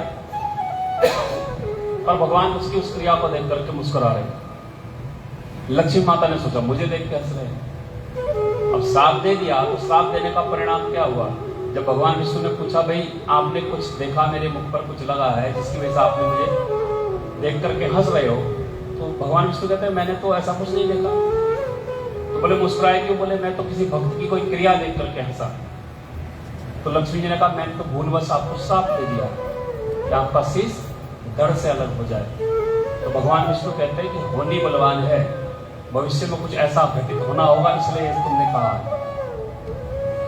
और कुछ समय के पश्चात भगवान विष्णु युद्ध करने के लिए जाते हैं। किसके साथ? एक राक्षस है हयग्रीव, भगवान का अवतार हुआ हयग्रीव, उस राक्षस के साथ युद्ध करने के लिए। हय माने घोड़ा, तो एक राक्षस है जिसका सिर गले से ऊपर का भाग घोड़े के जैसा, नीचे का मनुष्य के जैसा है। उसने ब्रह्मा जी की तपस्या की और तपस्या करके ब्रह्मा जी को प्रसन्न करके वरदान मांगना चाहा कि मुझे अमरता का वरदान दे दो। तो ब्रह्मा जी कहते हैं अमर कोई नहीं हो सकता, पृथ्वी लोक पे जो भी आया है उसको एक न एक दिन जाना ही है। हम बात कर रहे थे परसों भी कल की संसार है। संसार का मतलब संसरती की संसारा, जो धीरे धीरे सरक रहा है उसका नाम संसार है। प्रातःकाल जब आप सो के उठते हैं उस समय शरीर की जो स्थिति रहती है, दिन में 12 बजे नहीं होती और दिन में 12 बजे जो होती है वो अभी 4 बजे नहीं, शाम को 7 बजे तक जाते जाते हालत और खराब हो जाती है। तो जब दिन भर में हमारे शरीर की 4 बार अवस्थाएं बदल जाती हैं तो हमेशा कैसे नित्य रह सकता है? हमेशा बदलता रहता है। तो इसलिए इसको मृत्यु लोक कहा गया है। एक न एक दिन जो भी चीज पृथ्वी लोक के ऊपर उत्पन्न होगी, चाहे वो पेड़ हो, पौधे हो, नदी हो, नाले हो, पर्वत हो, कुछ भी हो, सब समाप्त होना। तो हयग्रीव को, हयग्रीव जैसे स्वरूप वाले उस राक्षस को, घोड़े के शीश वाले उस राक्षस को ब्रह्मा जी ने कह दिया कि अमरता का वरदान तो नहीं मिल सकता। तो फिर उसने बुद्धि लगाई। अब राक्षसों में क्योंकि तपस्या ज्यादा करते हैं तो बुद्धि भी अच्छी खासी होती है। उसने कहा फिर आप मुझे वरदान दो कि मेरे ही जैसा कोई दूसरा हो तो मुझे मारे। उन्होंने कहा ठीक है, ये वरदान मैं तुम्हें देता हूं। वरदान लेकर के आया, स्वर्ग पे आक्रमण किया, इंद्र को भगा दिया क्योंकि जीत तो सकता नहीं। अब स्वर्ग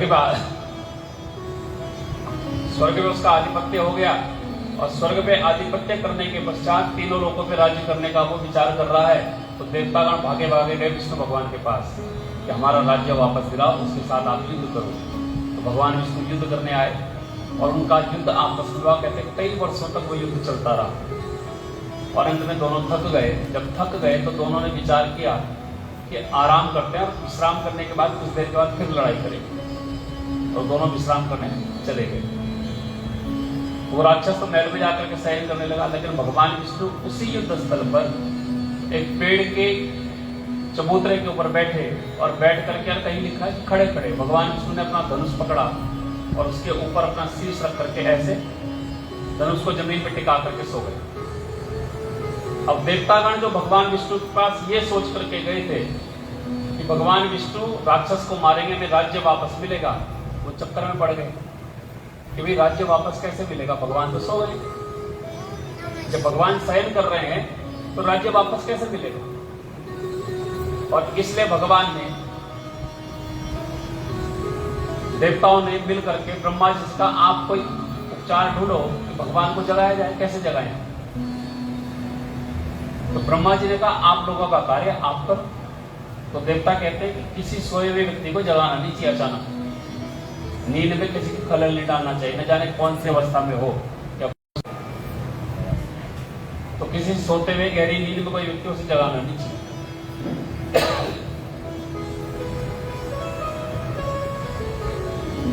तो देवताओं से कहा तुम्हारा कार्य तुम करो। कहते हैं कि भगवान विष्णु इतने लंबे समय तक युद्ध करने के बाद शयन कर रहे हैं और थके हुए हैं, यदि हम भगवान को जगाएंगे और भगवान ने क्रोधित अवस्था में आकर के हमें कुछ श्राप दे दिया तो हमारा क्या होगा? तो ब्रह्मा जी कहते तुम तो ये सोच रहे हो तो मेरा क्या होगा? तो देवता कहते हैं कि फिर कोई उपाय आप करो। तो उन्होंने बुलाया दीमक को। कहीं देवी भागवत में लिखा भगवान ब्रह्मा ने उसी समय दीमक का निर्माण किया। और कहीं कहीं लिखा है कि पूर्व पुराण में ऐसा वर्णन मिलता है कि दीमक वहां से जा रही थी, उसको रोका ब्रह्मा जी ने और उससे कहा तू भगवान को जगा। तो उसने पूछा भाई मैं क्यों जगाऊं? बोले तू इसलिए जगा कि भगवान को जब जगा देगी तो भगवान के जागने से देवताओं को राज्य मिलेगा। बोले देवताओं को तो राज्य मिलेगा, मेरा क्या होगा? भगवान की नींद अगर खराब हुई और भगवान क्रोधित अवस्था में आ गए तो इतने बड़े बड़े देवता जो कार्य नहीं कर रहे मुझसे कह रहे मैं तो छोटी सी, भगवान मेरी ओर देख भी लेंगे तो मेरा तो आगे पीछे सारा वंश खत्म हो जाएगा, मुझे क्या फायदा? तो ब्रह्मा जी ने जवाब दिया कि आगे से जहां कहीं पर भी यज्ञ होंगे उन यज्ञ कुंडों में डाली जाने वाली आहुति जितनी सामग्री बाहर गिरेगी वो सब तेरे हिस्से में आएगी। तो जो कोई भी मनुष्य कहीं पर भी हवन करता है, चाहे अपने घर में करो, चाहे मंदिर में करो, तीर्थ में करो, कहीं भी जाके करो, जो सामग्री गिराएगा तीनों उसके घर में आएगी। अब ये मत सोचना कि मंदिर में हवन कर रहे हैं तो हमने यहाँ गिराया तो यही लगेगी, नहीं, ऐसा नहीं। मंदिर में तो इतने लोग इतनी बार हवन करते हैं, अब न जाने कितनी गिराते हैं, मंदिर में उतनी दीमक नहीं है। जो गिराता होगा अपने घर में जाके नोट करना, जिसके घर में भी दीमक होगी समझ लो कहीं ना कहीं गिरा के आए हो आप। और फिर दीमक ने उस धनुष के नीचे की डोरी काट दी। जैसे वो डोरी कटी, वो डोरी ऊपर की ओर गई, भगवान विष्णु का शीश काटते हुए आगे को चली गई। भगवान विष्णु का शीश धड़ से अलग हुआ। अब देवता और परेशान कि भाई शीश ही चला गया तो भगवान विष्णु तो लड़ाई जो करेंगे, माता लक्ष्मी को हम क्या जवाब देंगे?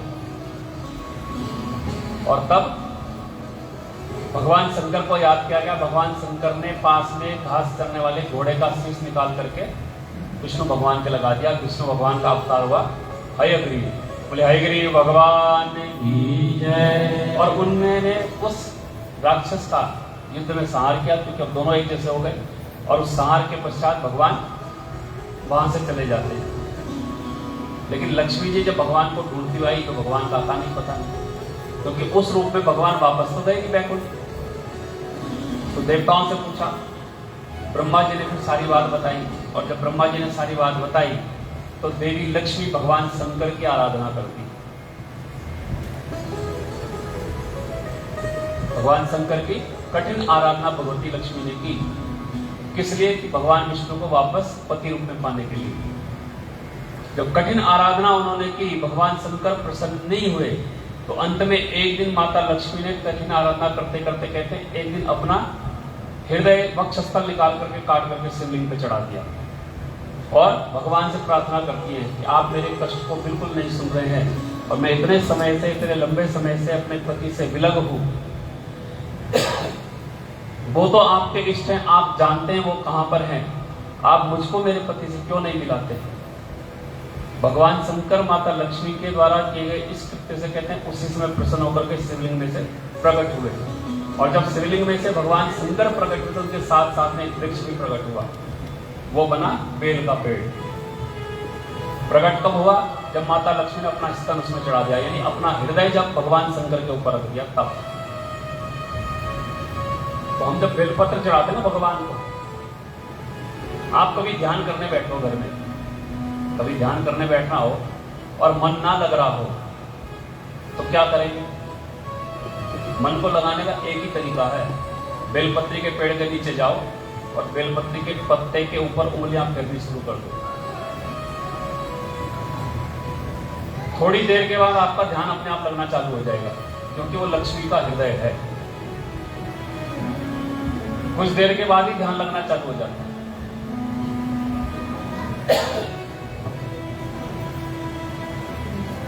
तो भगवती लक्ष्मी के द्वारा चढ़ाए गए स्तन के साथ वो प्रकट हुआ तो नाम पड़ा उसका श्री वृक्ष। बेलपत्री के पेड़ का नाम क्या है? श्री वृक्ष। श्रीफल देखा आपने? श्रीफल देखा कैसा होता है? चको क्या होता है श्रीफल? क्या होता है?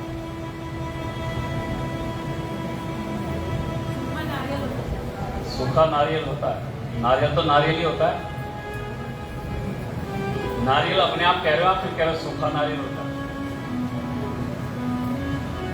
सूखा नारियल भी नारियल ही होता है। आप बाजार में जाओ तो बाजार में हरे वाले नारियल मिलते हैं ना, जिनमें पानी आप स्ट्रॉ डाल के पी लेते हैं, उसको पड़े रहने दो।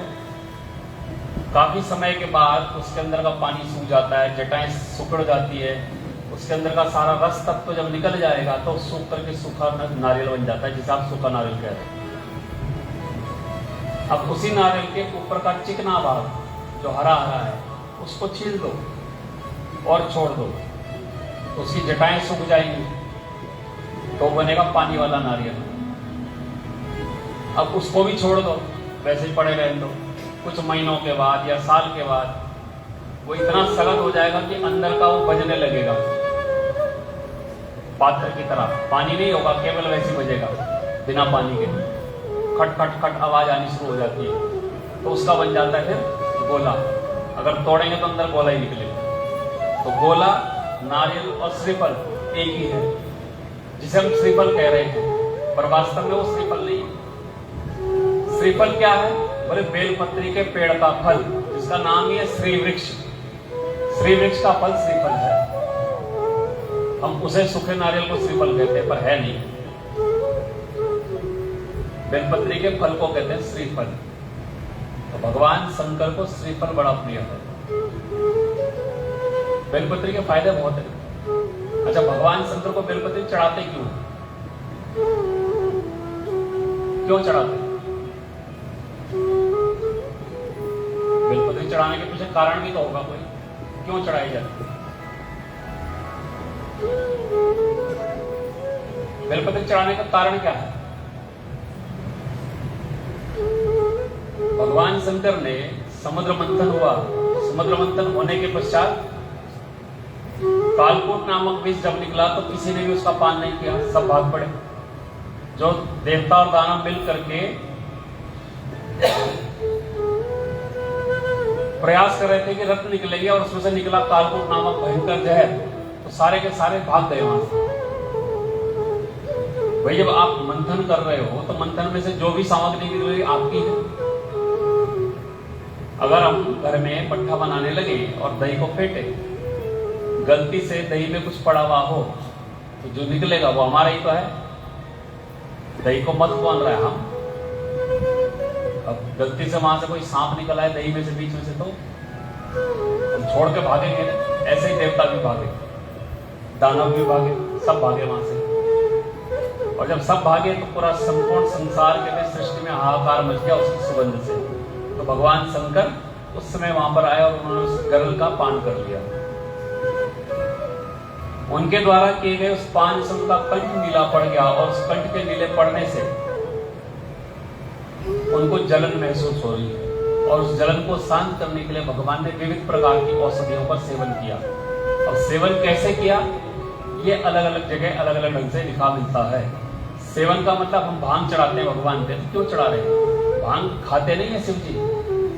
शिवरात्रि के दिन आप मंदिरों में जाओ, देवालयों में जाओ, खासकर शिवालयों में जगह जगह भांग घुट घुट करके लोगों को पिला रहे हैं, खुद भी पी रहे। वहां शिव पुराण में, लिंग पुराण में अथवा किसी भी अन्य पुराण में कहां लिखा शिव जी ने भांग खाई? शिव जी ने भांग को लिया, उसको पीसा, पीसने के बाद उसका लेप लगाया, ताकि जो जलन उस जहर से हो रही है उससे ठंडक मिले। पीने की बात नहीं कही। अब शिव जी को धतूरा भी चढ़ाते हैं, आग चढ़ा रहे हैं आजकल तो, आग के पत्ते भी चढ़ाते हैं। हिम्मत है तो आग का पेड़ में जो पत्ता है उस आग के पेड़ के पत्ते को खाओ, धतूरा खाओ। भांग भी तो खा ही रहे हैं ना, शिव जी खाते हैं जी, इसलिए खा रहे हैं। धतूरा भी चढ़ता है शिव जी, धतूरा खाए। जिस दिन धतूरा खा लिया ना तो पागल हो जाएगा आदमी। भांग के नशे से कुछ नहीं होता जितना धतूरे से होता है, सीधे पागल ही होता है। और गलती से यदि आग खा लिया तो नेत्र ज्योति चली जाएगी तुरंत। उसका दूध गलती से आंख में लग गया तो समझो आंख हमेशा के लिए गई, कोई इलाज नहीं है। वो सब चढ़ रहा है शिव जी, वो तो नहीं खाते। भांग हमने पकड़ी, शिव जी ने जहर पिया, उस जहर को शांत करने के लिए यदि भांग खा भी ली, यदि खा भी ली, हालांकि लिखा नहीं है, मैं भी नहीं कहता कि खाई, मान लिया हमने कि खाई उन्होंने, तो हम जो भांग पीने वाली बात कर रहे हैं, जो पी रहे हैं, उनको बोलो पहले जहर पियो। फिर उसको काटने के लिए भांग पियो ऊपर से, और ऐसा तो नहीं होता। हमने अपने हिसाब से चीजों को ढाल लिया है, मना लिया है, मान लिया है अपने हिसाब से कि ये हमारे लिए बढ़िया है, हम इसको करेंगे। तो ऐसे भगवान शंकर की पूजा का वर्णन यहाँ पर मिलता है। बेलपत्र चढ़ाने का फायदा यह है, इसलिए चढ़ाया है कि भगवान शंकर को उससे ठंडक मिलती है। बेलपत्री यदि आप खाते हो तो बेलपत्री खाने से पेट के रोग समाप्त हो जाते हैं। लीवर की दिक्कत किसी को हो तो पेट बेलपत्री खाए, धीरे धीरे अपने आप ठीक हो जाती है। पेट से संबंधित कैसी भी समस्या हो, बेलपत्री फायदा करती है उसमें। आप देखो ना, गर्मियों में बेल का जूस आप पी लो, सबसे बढ़िया जूस होता है बेल का जूस। क्यों? क्योंकि ठंडक देता है, और कुछ नहीं, उसका काम है ठंडक देना, गर्मी नहीं लगेगी आपको। उसी बेल से पेट के काफी सारे रोग ठीक हो जाते हैं। तो ऐसे शिव पूजन की बात यहाँ पे आई है, और उसके पश्चात ब्रह्मा और विष्णु के द्वारा भगवान की पूजा कर ली गई, और भगवान की पूजा करने के पश्चात भगवान को नैवेद्य चढ़ाने की बात की गई है। तो नैवेद्य में विविध प्रकार के भोगों की बात की गई है। यहाँ तक लिखा महाप्रसाद जो है वो कुंतलों के हिसाब से होता है, थोड़ा बहुत नहीं, बहुत विस्तार से वर्णन मिलता है। अलग अलग देवताओं की अलग अलग वारों में पूजा की बात की गई है। किस देवता की पूजा किस दिन करने से क्या फल प्राप्त होता है, ऐसी बात मिलती है। फिर आया वर्णन भस्म और रुद्राक्ष का। बोले शिव जी की पूजा यदि आपको करनी हो तो मनुष्य के शरीर में 3 चीजें होनी चाहिए, तब आप शिव पूजा करने के अधिकारी हैं। माथे पे भस्म, कंठ में रुद्राक्ष और मुख में शिव जी का नाम। ये 3 चीजें जिसके पास हैं, अगर उसको कोई देख ले तो केवल देखने मात्र से ही शिव जी के दर्शन का फल मिल जाता है, ऐसा वर्णन मिलता है। लिखा है कि यदि मनुष्य शिवलिंग का केवल दर्शन भी दूर से कर ले, यहां तक लिखा है कि शिव मंदिर कहीं पर हो और आप उसके पास में से निकलो, आपके पास समय नहीं कि शिव मंदिर में जाकर के आप पूजा वूजा कर सको, तो बाहर खड़े होकर के शिव मंदिर के ऊपर जो ध्वजा लहरा रही है उस ध्वजा का दर्शन कर ले, और उस ध्वजा का दर्शन करके केवल ओम नमः शिवाय बोल दे, तो भी आपको शिव जी की पूजा का फल मिल जाएगा। इतना सरल देवता आपको कहां मिलेगा? केवल दूर से ध्वजा का दर्शन मात्र करने से और एक बार ओम नमः शिवाय बोलने से पूजा का फल मिल जाता है। इतना तक वर्णन मिलता है।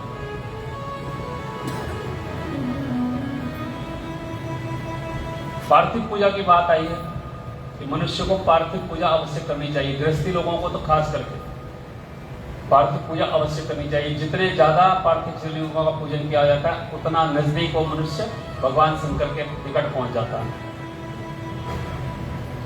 अब यहाँ पर शिवलिंगों का ना विस्तार से वर्णन है, हम उसमें नहीं जाएंगे क्योंकि बहुत ज्यादा लिखा है कि एक शिवलिंग का पूजन करने से क्या होता है, 2 के पूजन करने से क्या होता है, 500 के, 1000 के, 10,000 के, करोड़ों के, ऐसे लिखे हैं, अलग अलग वर्णन मिलते हैं और कई प्रकार के लिंगों का वर्णन है। पार्थिव लिंग में केवल और केवल मिट्टी के पार्थिव लिंग बनाने की बात नहीं कही गई। यहां तक लिखा रसलिंग। रसलिंग का मतलब होता है जो गेहूं और चावल से बना हुआ लिंग होता है, मक्खन से बना हुआ जो शिवलिंग होता है, पारे से बना हुआ जो शिवलिंग है, इन सबको रसलिंग कहा गया। जिस किसी स्त्री के बोले संतान ना हो रही हो और विवाह हो गया, संतान नहीं हो रही, कई वर्ष हो गए, तो मक्खन का शिवलिंग बना के रोज उसका अभिषेक करें, तो शंकर भगवान और भगवान कृष्ण की कृपा से उसको संतान प्राप्ति हो जाती है। लेकिन माखन का शिवलिंग बनाना, अथवा बांस के पेड़ में आपने देखो छोटे छोटे अंकुर लगते हैं तिकोने तिकोने से, उन अंकुरों का शिवलिंग बना करके उसका यदि पूजन करते हैं तो भी संतान प्राप्ति हो जाती है। किसी व्यक्ति को रोग ज्यादा लगते हो तो वो क्या करे, बोले गंगा जल में जल मिलाए, पहले गंगा जल फिर उसमें जल मिलाए और उसमें कुशा डाले, कुशा डाल करके उस कुशोदक से भगवान का अभिषेक करे, तो कुशोदक के अभिषेक से व्याधियों की शांति होती है, यानी रोग समाप्त होते हैं।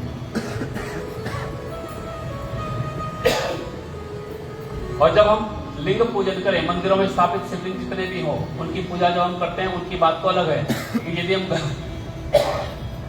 घर में शिवलिंग बना करके निर्माण करके पार्थिव लिंग बनाएं और उसका पूजन करें तो यहाँ पर विस्तार से वर्णन मिलता है कि शिवलिंग की पीठ और शिवलिंग का जो लिंग है वो अलग अलग नहीं होने चाहिए, एक साथ एक ही उससे बने हुए होने चाहिए।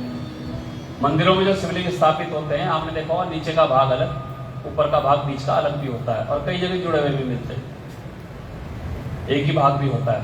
लेकिन विशेष रूप से प्रशस्त वो कहा गया है जिसका नीचे का भाग अलग हो और ऊपर का अलग हो।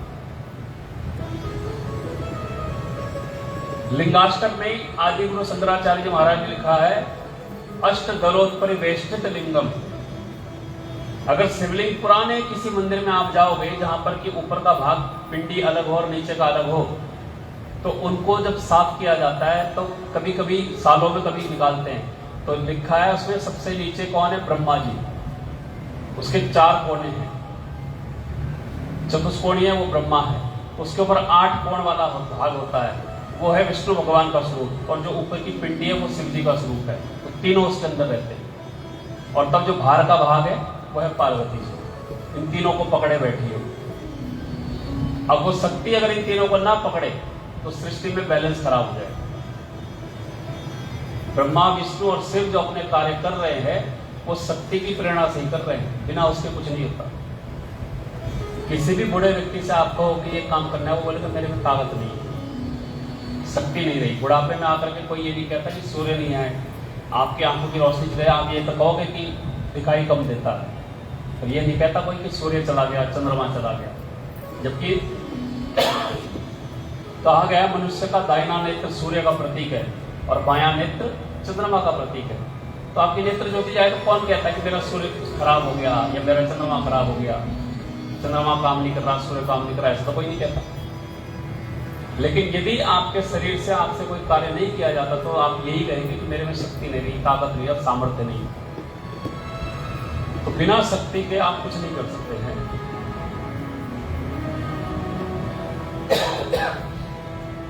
तो इन तीनों को चलाने वाली जो शक्ति है वो भगवान शंकर के शिवलिंग को पकड़ करके बैठी है, और तभी वो तीनों शक्तियां मिलकर के ब्रह्मा विष्णु महेश इस सृष्टि का संचालन कर रहे हैं। तो कहा गया है जब भगवान शंकर की पूजा करने आप बैठो, घर में शिवलिंग बना करके आप पूजा करते हैं, तो आपको क्या मानना है? या तो आप उस शिवलिंग को शिव मान लें तो अपने को शक्ति माने, अथवा शक्ति का प्रतीक उस शिवलिंग को मान ले और अपने आप को शिव मान करके फिर उसकी पूजा करें। ऐसा लिखा कि शिवलिंगम शिवम मत्वा स्वात्मानं शक्ति रूपकम, कि उसको शिवलिंग मान करके अपने आप को शक्ति मानो, अथवा उसे शक्ति मान करके अपने आप को शिव मानो, तभी पूजा हो सकती है, अन्यथा पूजा होगी नहीं। क्योंकि शिव और शक्ति जब तक एक साथ नहीं जुड़ेंगे शिव पूजा संभव ही नहीं है।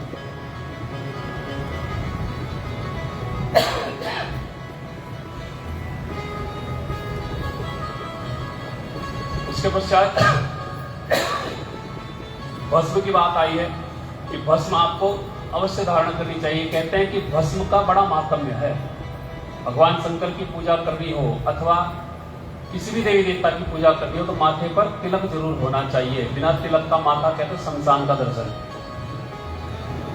किसी व्यक्ति का माथा हमने देख लिया जिसके माथे पर तिलक नहीं है और वो सुना माथा लिए बैठा, तो ये समझो शमशान का दर्शन हो गया, ऐसा साफ लिखा है।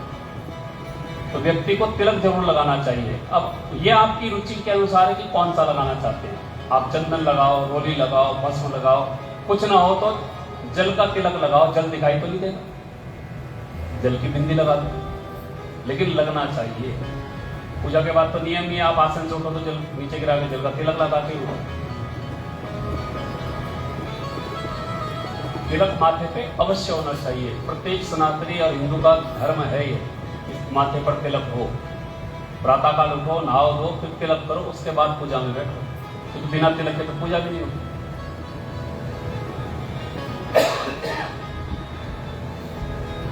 तो भस्म की बड़ी महिमा बताई गई है और भस्म की महिमा के बारे में बताया कि एक बार दुर्वासा ऋषि जो भगवान शंकर के परम भक्त हैं,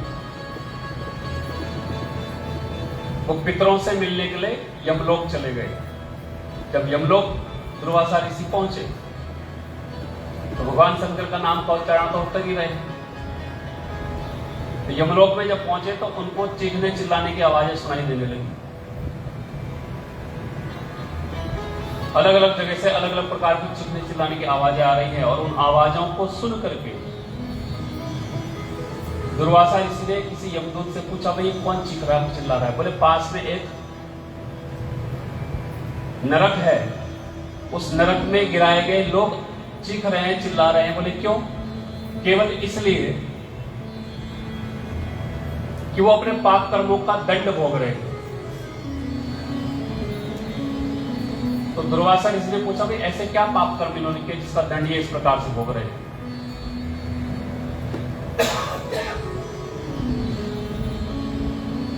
तो दुर्वासा ऋषि उनको देखने के लिए गए, कौन है ये पापी? और जब कहते हैं वहां पर पहुंचे और ऊपर से उन्होंने झांक करके देखा बड़ा सा कुंड, जिसके अंदर वो पापी, नीचे से आग जल रही है, वो पापी उसको कूद रहे हैं, तेल औट रहा है, सब उसमें लथपथ हुए पड़े हैं, तेल में, गर्म तेल में, कढ़ाई में गिर रहे हैं, कभी बाहर आग में गिर रहे हैं। और जैसे ही दुर्वासा ऋषि ने ऊपर से नीचे की ओर झांका, अचानक क्या देखते हैं कि वो आग शीतल हो गई, शांत हो गई, और वो जितने भी प्राणी उसके अंदर चीख चिल्ला रहे थे वो नाचने लगे। उनके अंदर बुद्धि का संचार हुआ और बुद्धि लगा करके एक दूसरे के कंधे पर चढ़ते हुए वहां से बाहर निकलने शुरू हो गए और नाच रहे। अब जब यमदूतों ने ये दृश्य देखा तो यमदूत चक्कर में पड़ गए, ये क्या हुआ? अब वो जो वहां से निकल रहे हैं बाहर आकर के जैसे किसी दूसरे को छूते हैं तो नरकगामी वो मनुष्य में नाचने लगता है, केवल छूने मात्र से। तो यमदूतों में हल्ला मच गया। बोले ऐसे तो अगर ये सब एक दूसरे को छूते रहे तो ये नरक में आए हुए जितने प्राणी हैं ये सारे के सारे तो शांत हो जाएंगे, तो नरक का फिर क्या औचित्य रह जाएगा? नरक तो खत्म हो जाएगा, ये नरक भी स्वर्ग बन जाएगा। तो क्या करें? दुर्वासा ऋषि से पूछा, आपने क्या मंत्र पढ़ा? बोले मैंने कोई मंत्र नहीं पढ़ा और मुझे भी नहीं समझ में आता क्या हुआ ये। तो यमदूत तो की बात यमराज तक पहुंची और जब यमराज ने ये बात सुनी तो यमराज भी भागे आए, भाई क्या हो गया ऐसा? अचानक नरक में रहने वाले सभी प्राणी शांत कैसे हो गए? जब आए और जानकारी लेनी चाहिए तो किसी की समझ में कोई बात नहीं आएगी। तो भगवान शंकर ने आकर के बताया कि जिस समय दुर्वासा ऋषि ने ऊपर से नीचे झांका, उनके माथे पे लगी हुई भस्म की कुछ बूंदे नीचे गिर गई और वो बूंदे गिरते ही वो नरक शांत हो गया। अब आप सोचो, केवल कुछ बूंदों के गिरने मात्र से भस्म के वो नरक की आग शांत हो गई। तो फिर यदि हम अपने माथे पर लगा दें तो हमारे पाप कर्म क्यों शांत ना हो? अभी तो हम जीवित अवस्था में।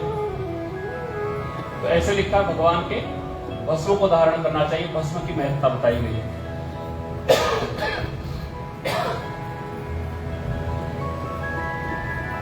फिर बेलपत्र की महत्ता के बारे में बताया, वो हम श्रवण कर चुके हैं। बेलपत्र अनेक प्रकार के मिलते हैं, 3 दलों से लेकर के जितने ज्यादा दल का आपको मिल जाए उतना ज्यादा श्रेष्ठ कहा गया है। 3 पत्ती वाला मिल जाए तो 3 वाला तो चढ़ता ही सबको मिलता है, कभी कभी 4 वाला मिल जाता है, 5 वाला, 6 वाला, 7, 8, 10, 11, 14 तक मिल जाते हैं। ऐसे इनकी बात की गई है। उसके बाद रुद्राक्ष की बात आई है, रुद्राक्ष के मातम की बात कही गई। तो रुद्राक्ष भगवान शंकर नंदी जी को बता रहे हैं, देवी पार्वती को बता रहे हैं कि एक समय में ध्यानस्थ था और ध्यान में रहते रहते अचानक जब मैंने नेत्र खोले तो मेरे नेत्रों से 2 जल बूंदे भूमि पर गिर पड़ी और उनसे इन वृक्षों की उत्पत्ति हुई, जिनसे 4 प्रकार के रुद्राक्ष प्रकट होते हैं। 4 प्रकार के, सफेद, लाल, पीले और काले, 4 रंग के रुद्राक्ष आते हैं। नियम के हिसाब से ब्राह्मण जाति के लोगों को सफेद रुद्राक्ष धारण करना चाहिए, लाल क्षत्रियों को पहनना चाहिए, पीला वाला बनियों को, वैश्यों को, और चतुर्थ वर्ण के लोगों को काले रंग का रुद्राक्ष धारण करना चाहिए। अब आजकल सब एक जैसे ही मिलते हैं और 1 मुखी से लेकर के 14 मुखी तक रुद्राक्ष मिलने की बात आती है। हर एक मुख का अलग महत्व है और हर एक मुख का देवता अलग है, उसका मंत्र अलग है,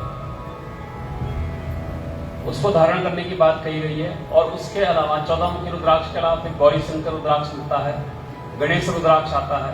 गौरी शंकर रुद्राक्ष आधे 2 होते हैं जो आपस में जुड़े होते हैं, एक गणेश रुद्राक्ष आता है जिसमें गणेश जी की सूंड की तरह आगे से वो लकड़ी मुड़ी होती है, रुद्राक्ष में ऑटोमेटिकली ऐसी आती है।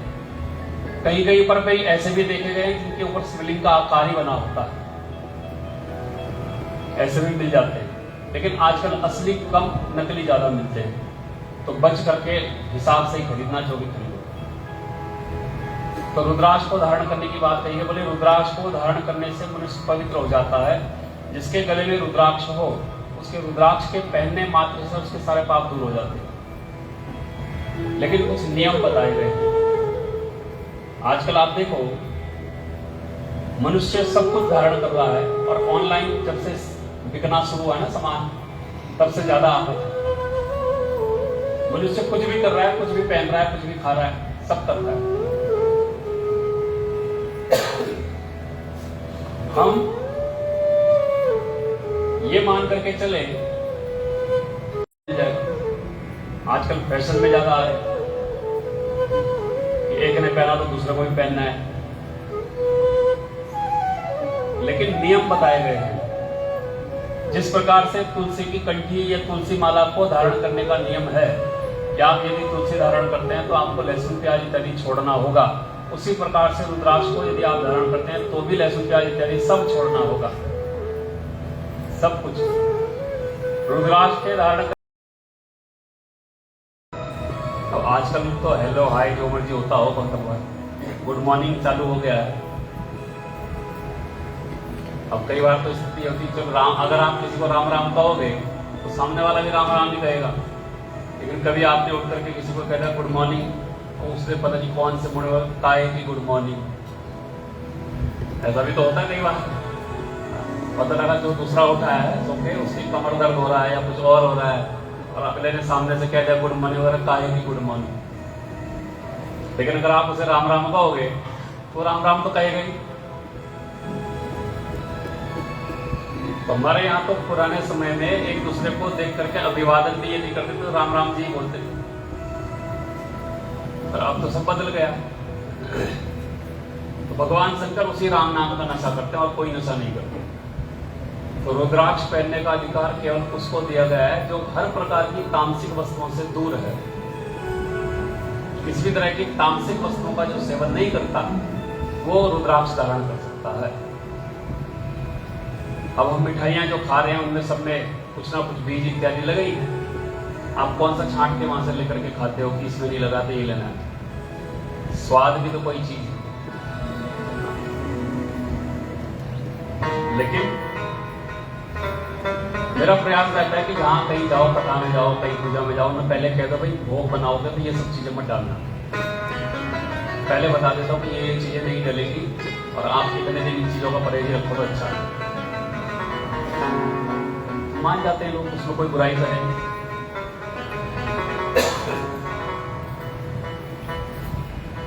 तो ऐसे भस्म की, त्रिपुंड की और रुद्राक्ष की महत्ता बताई गई है। भगवान शंकर पे चढ़ावा नैवेद्य यदि मन में किसी प्रकार का संशय हो कि नहीं खाना चाहिए तो लिखा है शालिग्राम शिला संगार। अगर शालिग्राम शिला को दिखा भी दिया जाए, छूने की बात नहीं, केवल शालिग्राम शिला के दिखा भी दिया जाए, नहीं तो स्पर्श करा दिया जाए, तो आप उसके बाद शिवलिंग के ठीक ऊपर रखा हुआ प्रसाद भी खा सकते हैं। तो इसलिए क्योंकि लोग मानते तो नहीं।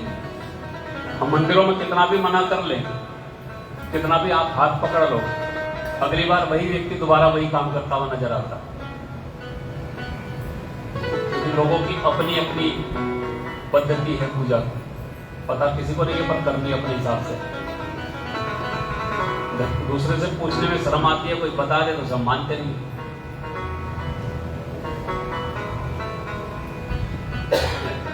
तो यदि किसी का हाथ में हम पकड़ लेके शिवलिंग के ऊपर मत रखो, सामने रखो, समझा भी दो उसे कि क्यों, तो भी अगली बार वही करेगा। और अगर गलती से उसको देख ले पंडित जी देख रहे हैं तो फिर वो जानबूझ के एक चीज और भी रख देगा साथ। लो आपने मना किया था, मैंने एक के बदले दो रख दिए। ऐसी स्थिति तो लिखा है, अगर ऐसा कुछ हो तो आप शालिग्राम की शिला के स्पर्श के बाद उसको खा सकते हैं, अगर मन में कोई संदेह हो तो। हालांकि ऐसा लिखा गया है शिव पुराण के, शिवलिंग पे चढ़ावा प्रसाद बिल्कुल ठीक ऊपर जो चढ़ा है वो नहीं लेना है, उसके आसपास जो है जो शिवलिंग को ना छुड़ा वो लिया जा सकता है, क्योंकि बाकी का सारा भाग पार्वती माता का है। माता रानी का प्रसाद तो हम खाते ही, केवल लिंग भाग जो है जिस पिंडी का हम जल चढ़ा रहे हैं उस पर चंड का अधिकार बताया गया है। इसलिए भगवान शंकर की पूजा के बाद जो भोग लगाया जाता है वो शिवलिंग को नहीं छुआया जाता, दूर से लगता है। उसके आगे जो जलाधारी कहते हैं आप, हालांकि उसको जलाधारी कहते नहीं, जलाधारी कहा जाता है कायदे में जो ऊपर खड़ा है उसको। तो ऊपर जो जलाधारी उसकी बात नहीं करें, जो नीचे का भाग है जहां से आप पिंडी में जल चढ़ाते हैं बह करके आगे आ रहा है, उस भाग से के आगे के हिस्से में आमतौर पे छोटे शिवलिंग जिन मंदिरों में आपने देखो जहां सांप जैसा बना हुआ होता है, जहां से जल नीचे गिरता है उसके ठीक ऊपर वाला हिस्सा, वहां पर जल का चौकोर एक स्क्वायर बनाना पड़ता है। जल का मतलब आपने जल तो चढ़ाया ही है, उंगली से एक स्क्वायर बनाओ और उस स्क्वायर के बीच में भोग रखा जाता है शिव जी के लिए, शिवलिंग को नहीं छुआना। फिर वो भगवान को भोग लगता है, उसके बाद हमें प्राप्त होता है।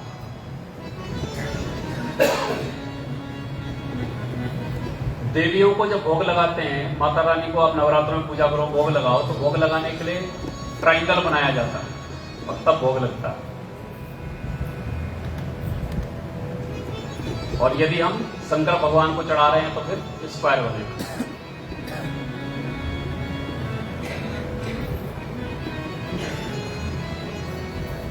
तो ऐसे भोग की लगाने की बात की गई है। और फिर भोग लगा करके भोग में विविध प्रकार की वस्तुएं आप लगा सकते हैं, जो भी आपकी इच्छा हो, मनाही नहीं, क्योंकि नियम ये कहता है कि अन्नम चतुर्विधुम स्वादु रसई षड्वी समन्वितम।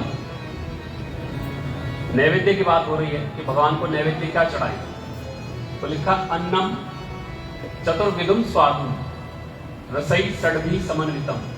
6 प्रकार के रसों से युक्त अन्न भगवान को चढ़ाना चाहिए। केवल खीर या हनुमान जी की केवल बूंदी, गुलदाना, लड्डू, बर्फी, मिठाई नहीं, बाकी वस्तुएं भी। एक तरीके से भगवान की पूजा, किसी भी देवी देवता की पूजा, चाहे हम ठाकुर जी की करें, विष्णु जी की करें, लक्ष्मी जी की करें, गणपति की करें, शिव जी की करें, किसी की भी पूजा हम कर रहे हैं, तो प्रत्येक देवी देवता की पूजा करते समय नियम बताया गया है कि जिस प्रकार से जो कुछ भी आप अपने लिए कर रहे हो, ठीक उसी प्रकार से उससे बेहतर भगवान के लिए करना चाहिए। फिर आप चाहे वस्त्र चढ़ा रहे हो, चाहे आप फल चढ़ा रहे हो, चाहे मिठाई चढ़ा रहे हो, चाहे भोजन का भोग लगा रहे हो, जो कुछ भी हम अपने लिए बनाते हैं उससे बेहतर उनको देना है।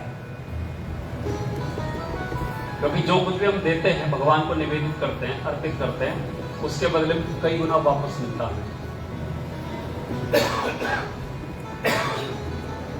मैं अक्सर कहता हूं कि फल तो हमारी स्थिति, क्योंकि मंदिर में बैठे तो दिख रहा है, सुबह सुबह किसने चढ़ाया होगा आज ही की बात। अब वो स्थिति इतनी खराब होती है फलों की, कई बार तो वहां से उठा करके यहां तक भी नहीं ला सकता, आप पहले टूट के गिर जाए, आधा रास्ते में गिरा पड़ा मिला। तो ऐसे गले सड़े फल चढ़ा के क्या होगा। और पूजा की पद्धति कह रही है कि जिस प्रकार का फल आपके आगे भगवान में रख रहा हूं, मुझे भी ऐसा ही फल देना जन्म जन्म तक। फल चढ़ाने का मंत्र ही है, इदम फलम मया देवा स्थापिता पुरतस्तवा। ये भगवान आपके आगे मैं जो ये फल रख रहा हूं, तेन में सफला वाप्य भवेत जन्मनी जन्मनी, जन्म जन्म तक ऐसा ही अच्छा फल मिल देना, चढ़ा सड़ा। फिर बोलते जी कुछ हो नहीं रहा जीवन में, इतनी मेहनत कर रहे हैं, कुछ नहीं हो। मेहनत तो कर रहे हैं लेकिन कर्म गलत कर रहे हैं। कर्म ठीक नहीं है, मेहनत तो ठीक हो रही है, बिल्कुल बढ़िया। कर्म भी ठीक करने पड़ेंगे साथ साथ।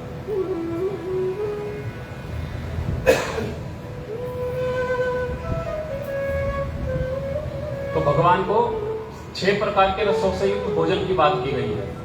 खट्टा, मीठा, तीखा, चटपटा और फीका, ये सब भगवान को चढ़ाना चाहिए। हम खाली मिठाई खिला रहे भगवान को।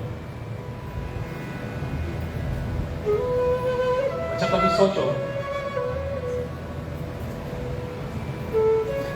कभी विचार करें, हनुमान जी इतनी मिठाई खा गए, तब से सालों हो गए उन्हें खिलाते खिलाते, डायबिटीज हो गई उन्हें, कितना मीठा खाते हो और खाली मिठाई खिला रहे, जबकि उनका स्वरूप तो वानर का है ना। वानर तो एक पेड़ पे दूसरे पेड़ पे फल ज्यादा खाता है। कितने लोग फल चढ़ा रहे भगवान को, हनुमान जी को गिने चुने 2 4 5 लोग फल चढ़ाते, तो बाकी सब तो मिठाई। और अब तो एक और नया आ गया, गुड़ चना। अब दांत भी लेंगे। सोचने वाली बात है, उन चनों को हम नहीं खा सकते, भगवान को क्यों दे रहे हो? जब शास्त्र कह रहा है कि जैसा अपने लिए आप कर रहे हैं उससे बेहतर वहां चढ़ाओ, उससे बेहतर भगवान को अर्पित करो, तो फिर वो वस्तु देनी क्यों जो हम स्वयं नहीं खा रहे? प्रसाद में किसी को मीठा दो तो ना भाई, पंडित जी नहीं, डायबिटीज है, नहीं खाते। और भगवान को तो मिठाई खिला रहे खूब। भगवान को भोग लगाने की बात की गई, ये नहीं कहा कि मिठाई ही चढ़ानी है, ऐसा तो नहीं लिखा। क्योंकि मंत्र में तो 6 प्रकार के रसों की बात की जा रही है।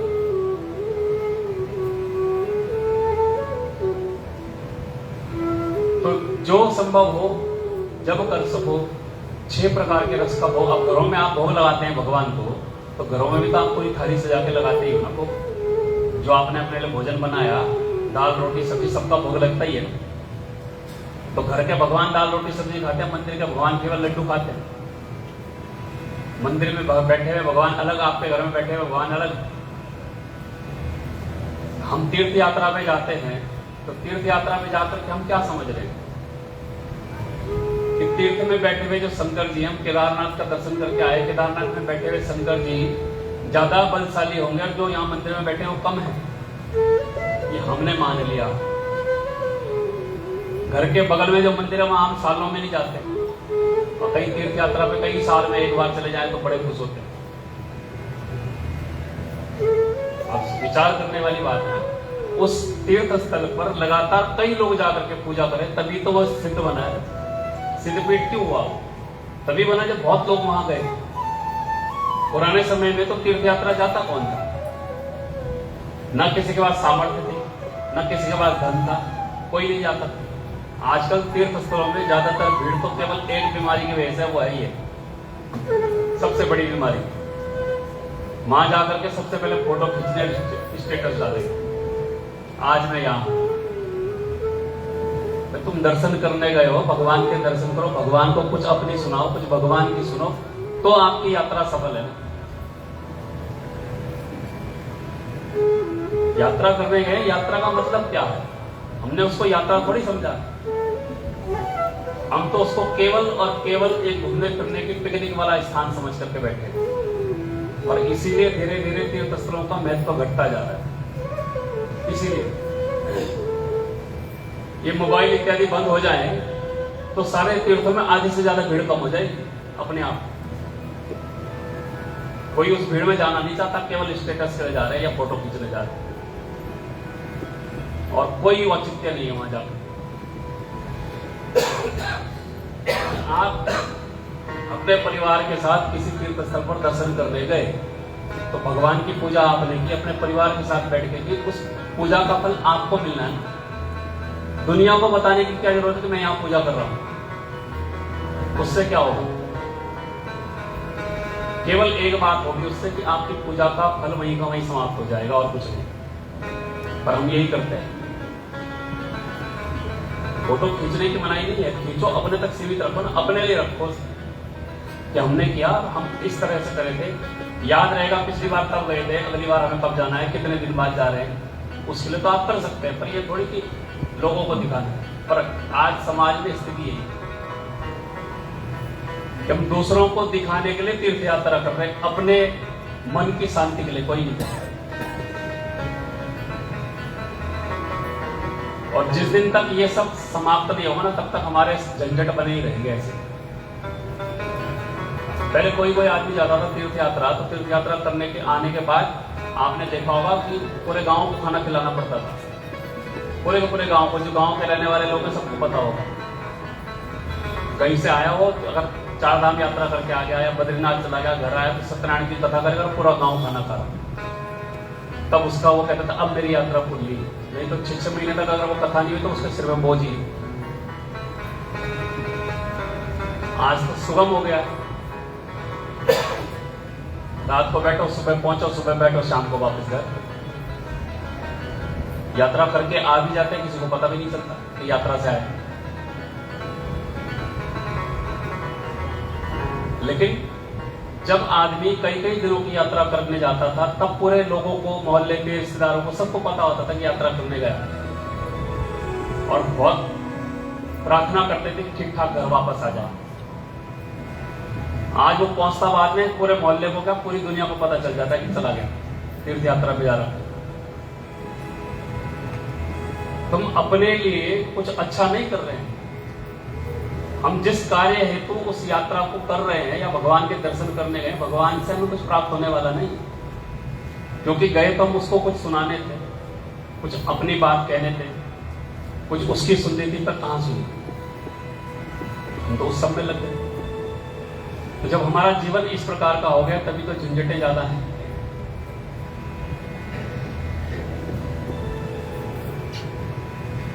हम जगह जगह भगवान को खोज रहे हैं, इधर ढूंढ उधर ढूंढ, लेकिन भगवान मिल कहां रहे? हम सब जगह ढूंढते जाते हैं, ढूंढ रहे हैं, इधर देख रहे हैं, उधर देख रहे हैं, लेकिन मिल कहां रहा है भगवान? किस कवि ने लिखा कि सब में तू है, न दूसरा कोई। सब में तू है, न दूसरा कोई, कैसे कह दूं कि है बुरा कोई? तो भगवान सब में तो बुरा कैसे हो सकता है? हरि हर जगह, तो पूछो भला क्यों हरि को ढूंढता है कोई? हम इधर उधर भागे फिर रहे हैं। भाई हम कहते हैं सबके अंदर भगवान बैठा है, तो आप ये भी तो विचार करो कि हम, कल भी बात हुई थी कि आत्मा तुम गिरजामती, भगवान शंकर हमारे भीतर आत्मा के रूप में बैठते हैं और नित्य रहते हैं। जब आत्मा के रूप में भगवान नित्य हमारे भीतर रहते हैं, तो हम कभी आंखें बंद करके अपने हृदय में ही भगवान को क्यों नहीं ढूंढते कि हमारे अंदर जो भगवान बैठा है वो कहां है?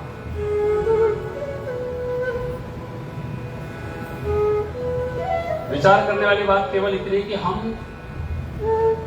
कभी भी अपने पूरे दिन भर की दिनचर्या का अवलोकन नहीं करते, हमने दिन भर में किया क्या। सुबह से लेकर के शाम तक हम सुबह उठे, नहाए धोए, खाना पीना खाया, फिर इधर उधर भ्रमण किया, अपने काम करे, दो चार बातें इससे की, दो चार उससे की, फिर खाना खाया, सो गए, शाम को फिर इधर निकले, रात को खाना खाया, सो गए। करा क्या हमने? अगला दिन फिर वैसे, उससे अगला फिर वैसे। सालों से जिंदगी ऐसी भी चल रही है। अपने लिए क्या किया हमने?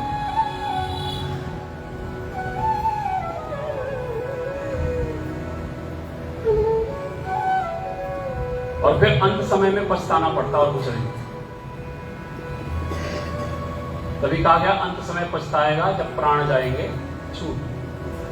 फिर सोचेगा आदमी कि यार भगवान का नाम ले लेता मैं तो अच्छा था, सबने कहा मुझे ले ले पर नहीं लिया।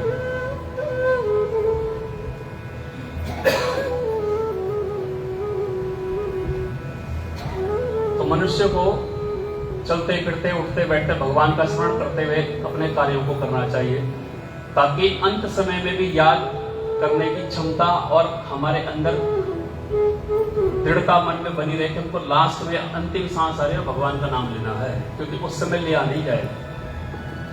बच्चे बोलते बोलते थक जाएंगे कि नाम लो, पर हम ले नहीं पाएंगे क्योंकि संभव ही नहीं। कहते हैं बुढ़िया माता थी जिसने जिंदगी भर कभी भगवान का नाम नहीं लिया, जिंदगी भर घर में बैठी बच्चों को लालन पालन कर रही, लेकिन भगवान को कभी नहीं पुकारा। और जब कभी नहीं पुकारा भगवान को, तो फिर क्या होगा? समय आया अंत समय, जब अंत समय निकट आया, तो अंत समय निकट आने पर बच्चों ने चारों तरफ से घेर लिया, बोले माता जी अब तो भगवान का नाम ले लो, अब तो आप जाने ही वाले हो, एक बार तो कम से कम भगवान का नाम लो। तो बूढ़ी माता वो कर रही है बस। बच्चे कह रहे हैं हरि बोलो, विष्णु बोलो, नारायण बोलो, राम राम बोलो, शिव जी बोलो, कुछ तो बोलो। बच्चे परेशान हो गए। किसी ने कह दिया कि माता जी ने जिंदगी भर भगवान का नाम नहीं लिया, अगर अंत समय में भी नहीं लेगी तो इनकी गति नहीं होगी, ये भूत प्रेत बन जाएंगे, तुम परेशान रहोगे। बच्चे अपनी चिंता में कि माता जी एक बार नाम ले, कम से कम इनकी मुक्ति हो। तो पड़ोस के किसी बुजुर्ग ने उन्हें सलाह दी कि आपके खेत में ककड़ी लगी है, वो ककड़ी तोड़ के लाओ और माता जी को दिखाओ और पूछो भाई कैसी है। तो माता जी देख करके बोल देगी हरी हरी, क्योंकि कच्ची कच्ची सी लगेगी थी। अब वो जैसे ही हरी हरी बोलेगी तो हरी तो नाम भगवान का है, बात खत्म हो गई।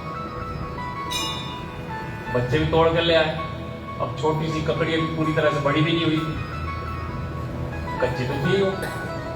माता जी के आगे ला करके आके दिखाने लगे, माता जी ये क्या है? माता जी कहने लगी क्या है? अंधे हो तो तुम्हें दिखाई नहीं देता है, तो ककड़ी है। बोले ककड़ी तो है पर कैसी है? माता जी बोल पड़ी कच्ची है, कच्ची और कैसी? हरी फिर भी नहीं बोला। तो अगर जीवन भर अभ्यास नहीं किया तो अंत में भी नहीं होगा। तो इसलिए चलते फिरते उठते बैठते भगवान का नाम लेते रहो, तभी अंत समय में भगवान का नाम याद आएगा और हमारी गति हो जाएगी, अन्यथा गति होने वाली नहीं।